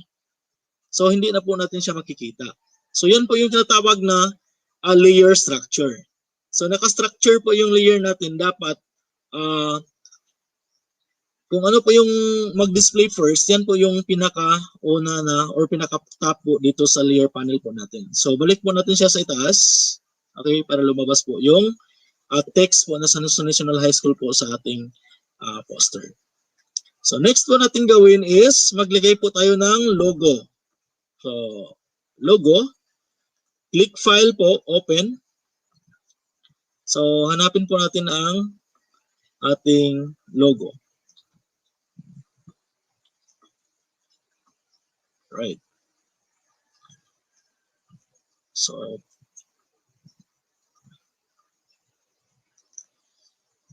okay, so hanapin pa yung logo.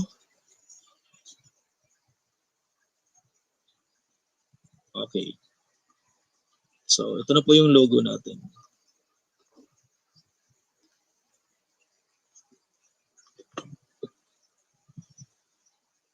Okay, so ito na po yung logo natin. So, sir, question. Paano po yung logo natin, sir, is nasa ibang document tab po siya. Okay? So, ang gagawin lang natin dito is we are going to put our mouse pointer at the center of the image and drag natin dito sa document tab kabila. Huwag natin munang i-release. Dito, pag nakita nyo to, may movement na tools na po tayo. Release na po natin siya. So, nandito na transport na po natin yung logo ni San Jose National High School, Talibon. Okay? Yan. Question. Sir, paano po siya? Hindi po magandang tignan yung logo natin na may white po sa gilid. So, ano pong gagawin natin? So, next na tool po na introduce ko po is yung ito. Ito po yung tinatawag natin na quick selection tool at saka yung magic wand tool. So, click po natin yung magic wand tool. Right? So, click po natin yung magic wand tool. At saka, click natin yung white area ng ating logo. Okay? So, mayroon na tayong selection tool. Okay? So, nakita na po natin yung selections po natin. So, ang gagawin natin dito, once active na po siya, nakita na po natin yung bounding na mga grid lines dito sa gilid. Click natin or press natin po yung delete key. Yun. At saka, control deselect po tayo. Control D. So, press natin yung control D. So, yan na po. Nawala or natanggal na po yung white natin na background. Okay? So, yun. After that one, ilagay natin yung logo sa gilid. So, halimbawa this one. Next, pag mag-resize po kayo ng logo, be sure po na shift po tayo para hindi po maiba yung dimensions po niya. Okay, so punta natin sa itaas. So ito po, may logo na po tayo. Okay, yan. Next, ang gagawin natin is create na naman tayo ng other text. Okay, so increase lang natin ang size. Okay. School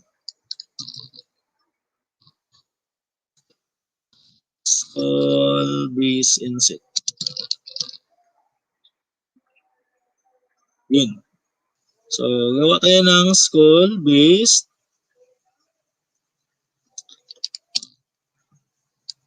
Duplicate lang po natin yung layer na to. So, press natin po yung layer dito na school base. At saka drag natin dito sa new. Okay? So, mayroon na tayong school base copy. So, ang gagawin nito sa school base copy, ilagay natin dito sa ibaba. Okay? At press natin po yung text na tools. Okay, highlight natin. Type po tayo na inset. Okay. Yun. Type po tayo na inset. After that one, change the color. Gawin natin color white. Gagawin natin color white. Okay. Yun. At saka lakihan ng konti yung inset.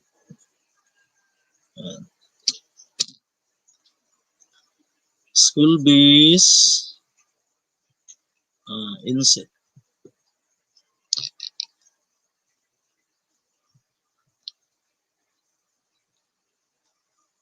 Okay.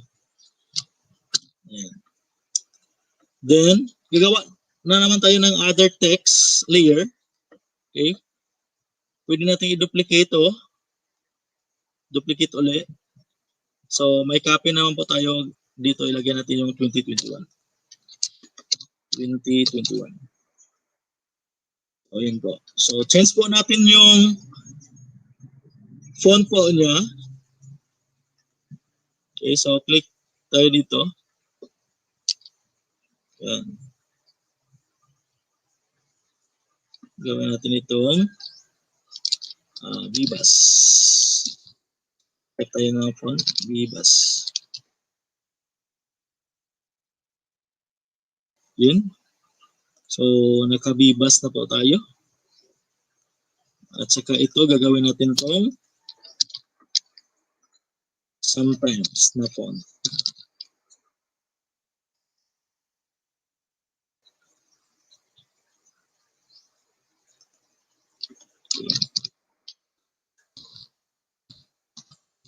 School-based. So, lagyan natin ng konti.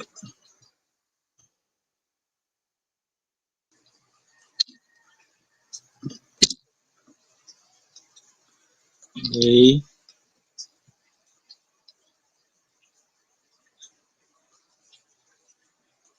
Yan.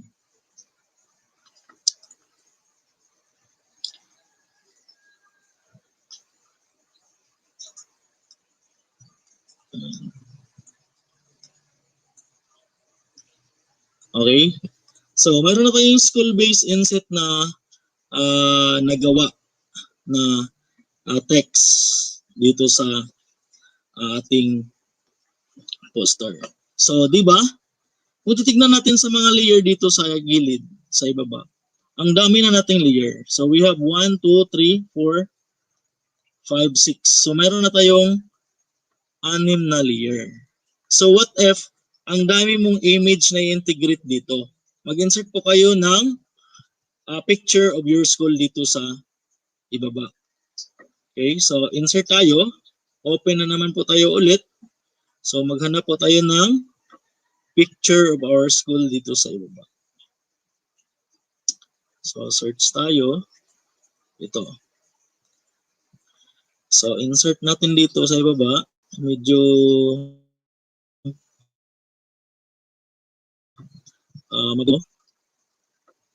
okay. Yan. So ulit, hold the mouse, then drag the pictures to our document tab. Okay, dito. At saka release natin yung image natin.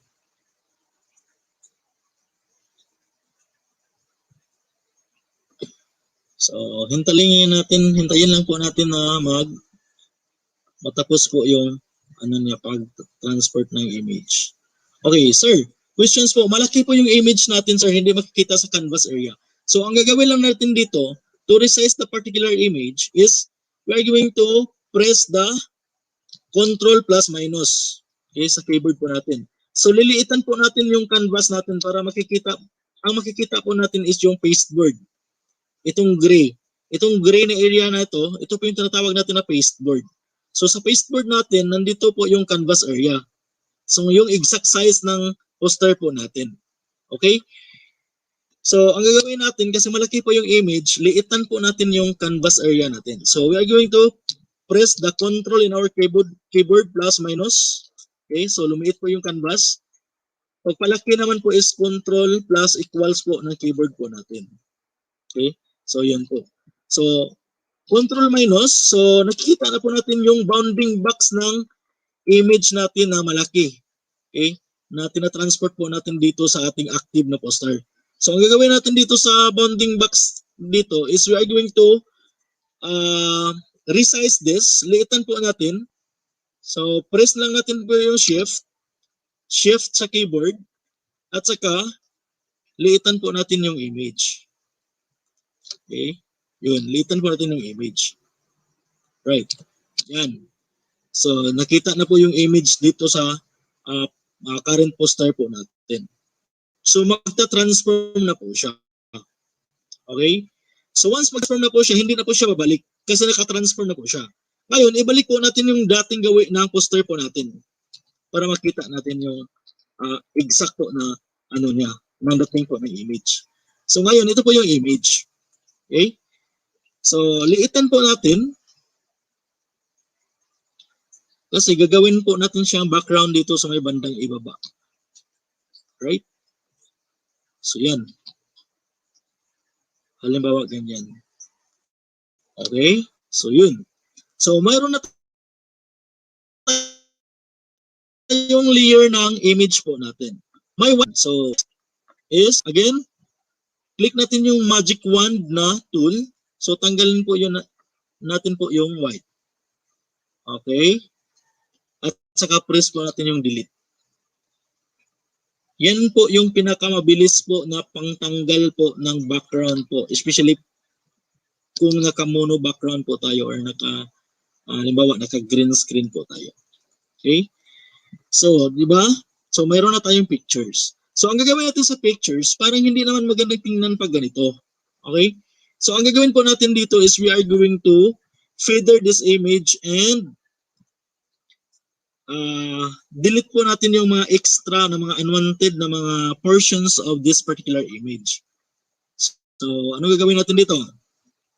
So, pwede tayong mag-lasso. So, mayroon na kayong text tool.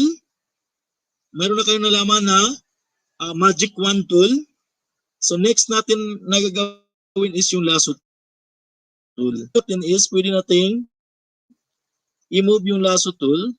I-draw po ninyo sa particular image. Okay? At saka connect mo siya sa beginning. So, may selections na po tayo. Okay? So, in this particular image po, click po natin yung layer. So, wag kalimutan na once we apply po this particular tool, wag po natin kalimutan na i-click po yung layer para doon po sa particular layer po siya mag-apply, mag-effect. So, right-click po tayo, feather po tayo. Okay? So, halimbawa, gagawa tayo ng feeder na 100.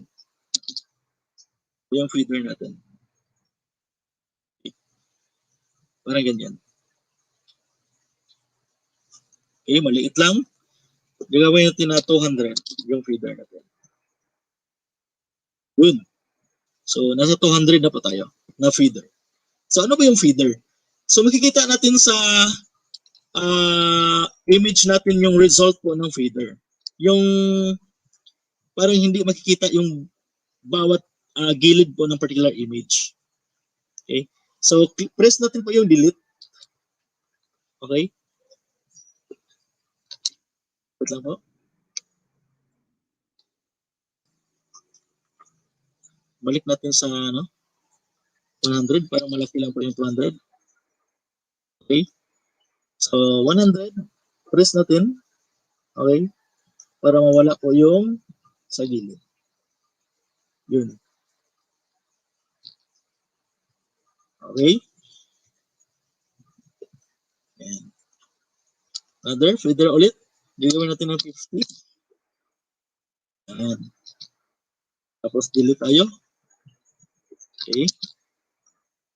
So, yun. Meron na tayong background. Ilagay natin dito sa ibaba. Yun. So, parang ganyan.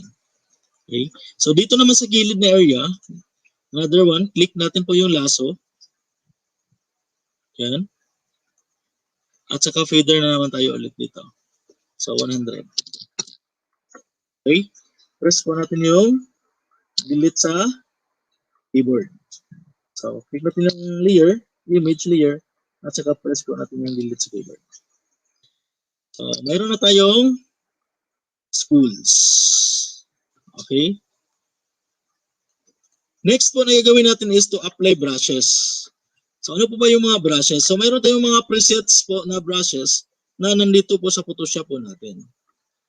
So, halimbawa, I click on the brushes. Okay. Then, options of brushes dito sa gilid. Kung saan po siya i-apply. Yun. Ito po yung mga presets po na brushes natin. Okay. So, halimbawa dito, mag-add tayo ng half tone brush. Okay. So, click lang po natin yung append tools dito sa gilid. At saka ito po yung mga present brushes na install ko po. Okay? So, hanapin natin yung half-tone na brushes. Half-tone. Yan. So, mayroon tayong 3D half-tone. Append lang natin to add the brushes on our plugins. So, append lang po natin. So, nag-move na po siya. So, dito na po yung nakikita po natin yung half-tone brush. So, for information naman po, ang dami naman pong free downloadable brushes po sa internet. Pwede nyo hanapin yung mga downloadable na brushes. Okay? So, halimbawa, we select this one. Okay? So, saan po natin siya i-apply? Dito po sa background copy. Okay? So, click po natin yung background copy. Ito na po yung half-tone brush natin.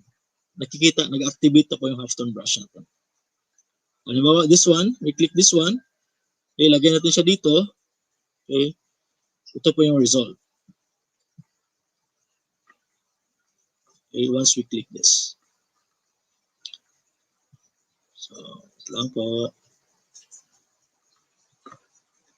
So, click po natin yung brush.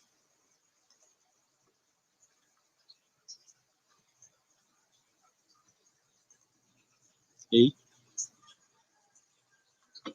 Rasterize layer lang po tayo. Okay. Para po mag-activate po yung brush natin. So, pag ganito, pwede mo siyang ilagay dyan. Okay. Pag gusto mong iba naman po yung posisyon, change the arrow. Pag ganyan. Okay. Pwedeng ganyan. Right. Okay. At saka pwede mong lakihan po yung brush mo. Lakihan mo ng konti yung brush.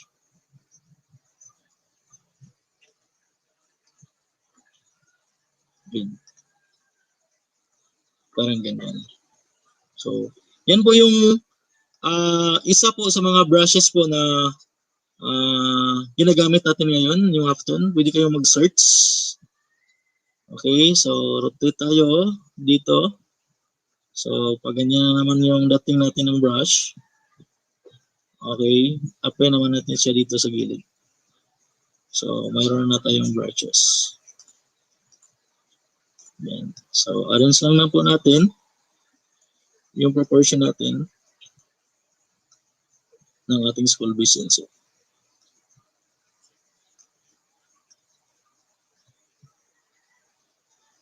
Right. So, yan lang po yung pinaka-basic ni Adobe Photoshop na mga tools.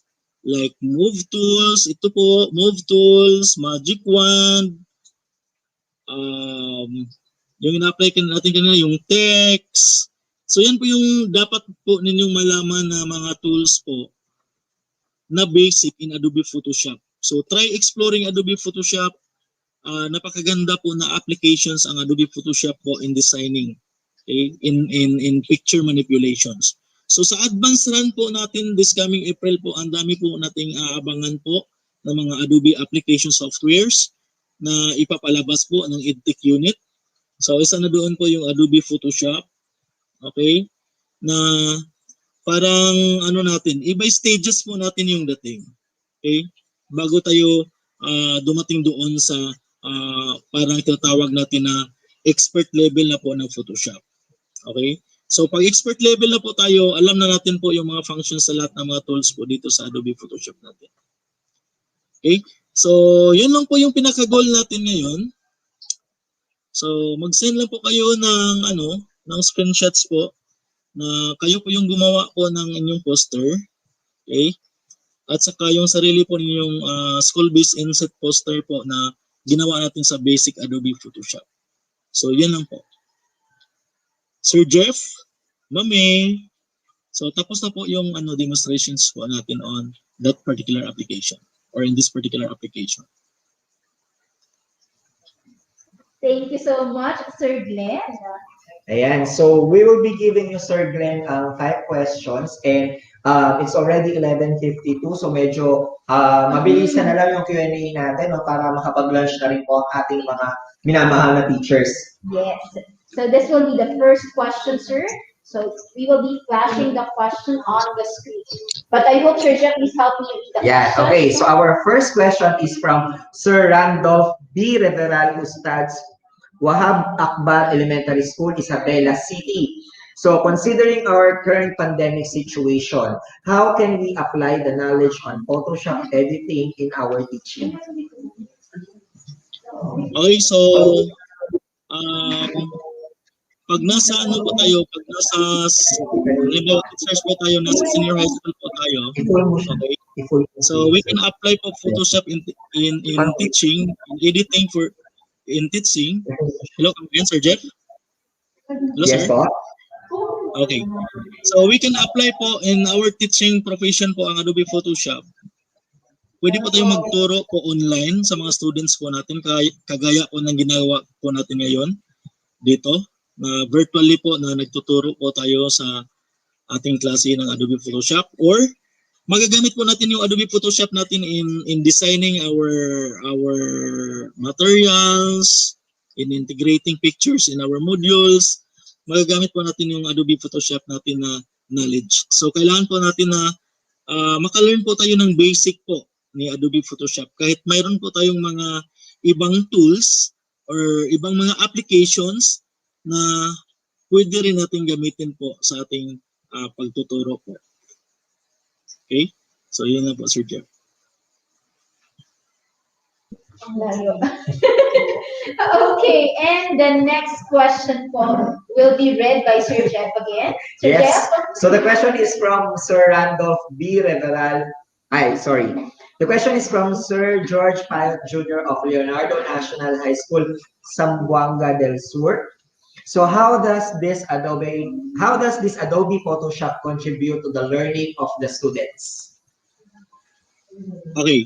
So, in Adobe system po kasi, mayroon po tayong tinatawag natin na Adobe Academy po sa Adobe system. So, mayroon po tayong mga courses po doon, okay? And on how we integrate these particular applications in our class. Okay? So, paano po siya ma-contribute to learning of the students? Kasi, in Photoshop, it involves designing kasi.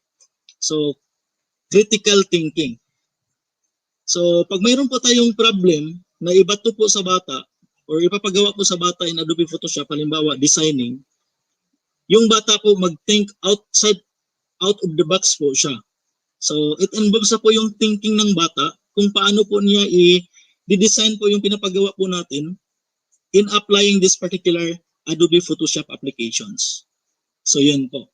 So, I encourage everyone po, teachers, na hanapin po ninyo or search po ninyo yung Adobe Academy. Okay? So, ang daming courses po doon na pwedeng magagamit po sa pagtuturo po natin at saka para po sa ating mga learners. So, yun lang po, Sir Jeff. Mami. Thank you so much, Sir Glenn. Now we will be going to the next question, the third question, Sir Jeff, right? Okay, this question is from Sir Raymond C. Reyes from Pecalion Elementary School, Nueva Ecija. And the question, sir, is, aside from Adobe Photoshop, do we still have other applications to recommend where we can edit pictures? Yes po. Ang dami naman pong mga applications. Okay? Mayroon po tayong mga third-party mga applications po na pwede. Mayroong mga mobile applications po na pwede natin gamitin to edit our pictures. Okay? So, yun na naman ngayon na grabe na po ang technology. Okay? So, ang dami pong mga applications or software applications po aside po from Adobe Photoshop na magagamit po natin to edit pictures. So, yun po yung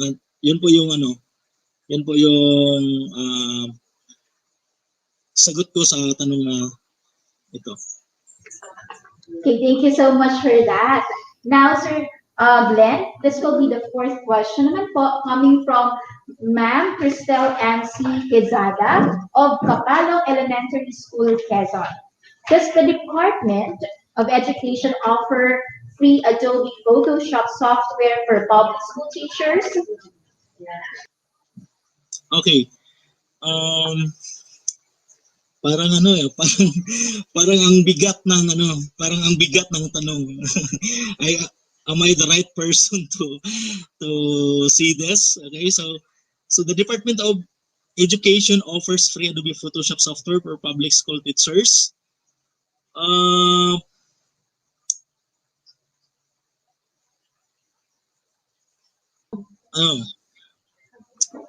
Yes, hello Parang po, si Sir Sir Mark, Glenn. parang si Sir Mark po yung ano, yung dapat sumagot dito kung mayroon po Apo. bang i-offer na ano Yes po, Sir na Glenn. free po na software po ng public school teachers.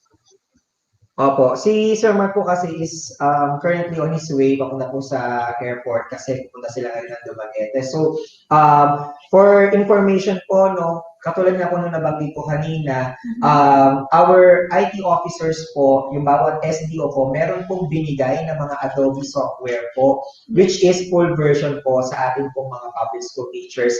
So, definitely po, if you would like to have a copy of it, kasi since limited lang po yan, you can refer to your IT officers po or sa mga SDO po natin.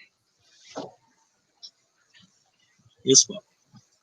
Last question, Sir Jeff. Okay, so Sir Glenn, this is your last question po from Ma'am Pablita Rivera from Doña Magdalena H. Gapud High School, Isabela.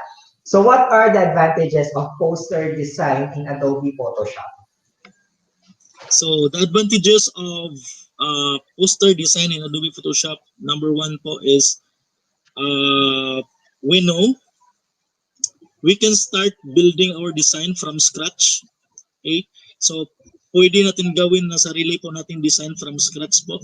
There's no more integration, no more other image po. Talagang tayo po ang magsisimula building our own. Yan po yung pinaka-advantage.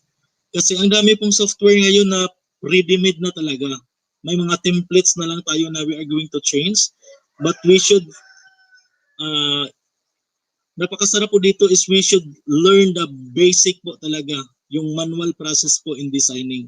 So ito po yun. Okay? So the other advantages po is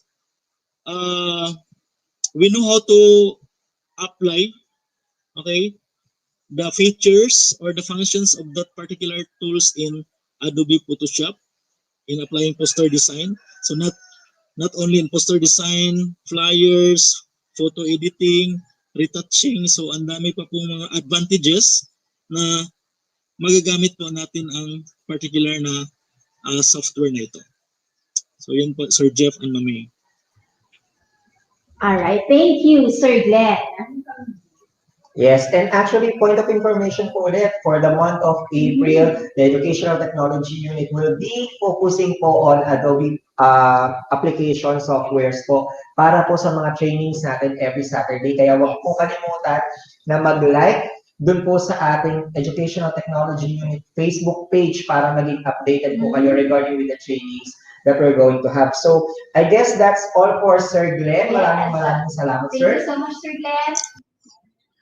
Ayan. So, we will be posting po the evaluation links for our speakers this AM session. Then we also would like to remind everyone as we prepare for lunch po, since it's already 12 o'clock, siguro we'll resume at 1:05.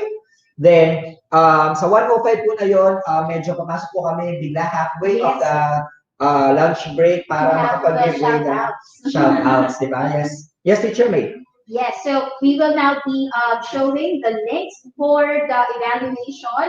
First, kay Ma'am Rowena Reyes, and second po, for Sir Glenn. So you may scan the QR code that you can see on your screen to answer the evaluation for our AM session presenters.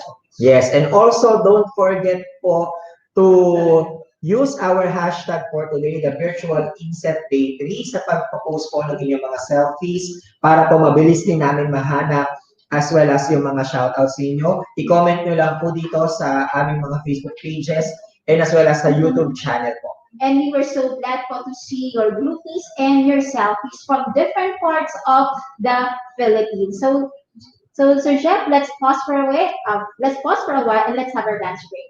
See you later.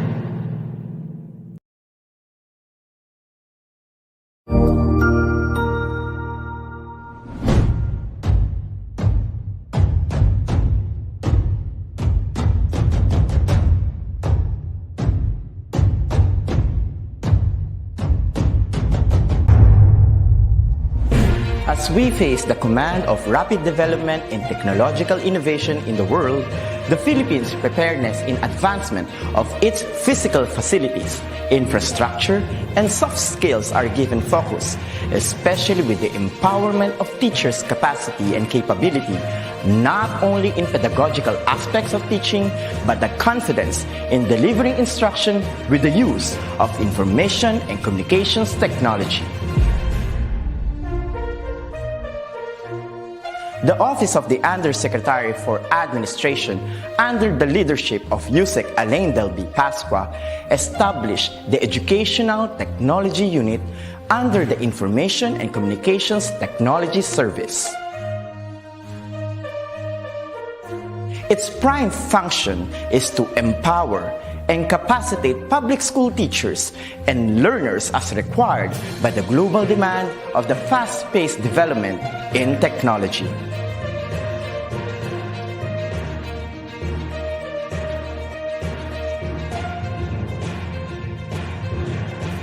The task of the Educational Technology Unit is to promote and solidify the innovation and digitization projects that will support the requirements of the K-12 curriculum in delivering quality, accessible, relevant, and liberating education for all. It targets different components and facets of skills development, which will enable the technological advancement of the infrastructure of DepEd. This is supplemented with empowerment training programs in emerging technologies for public school teachers.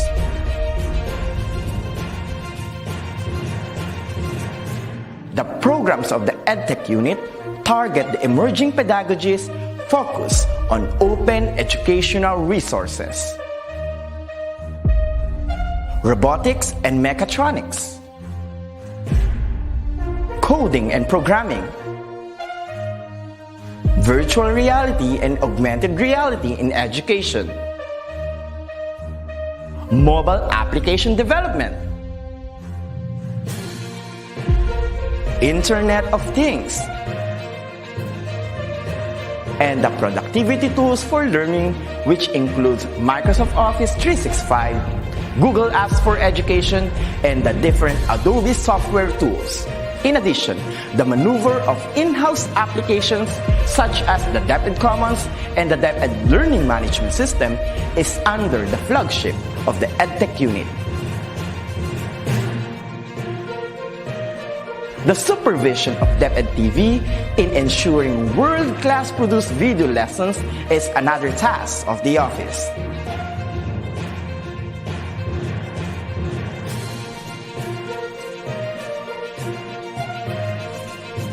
Lastly, the conduct of free online tutorial session, coined with the term ETUlay, is a bridging program to support learners and parents in answering the self-learning modules pioneered with the initiative of the ICTS EdTech unit. A teacher's influence is limitless, bound with the heart for service and dedication to fulfill the greatest mission to educate the young. The ICTS Educational Technology Unit will be there to promote, to empower, and to inspire Filipino teachers and learners as we grow as a tiger in the region, hitting our target as one of the best in educational technology.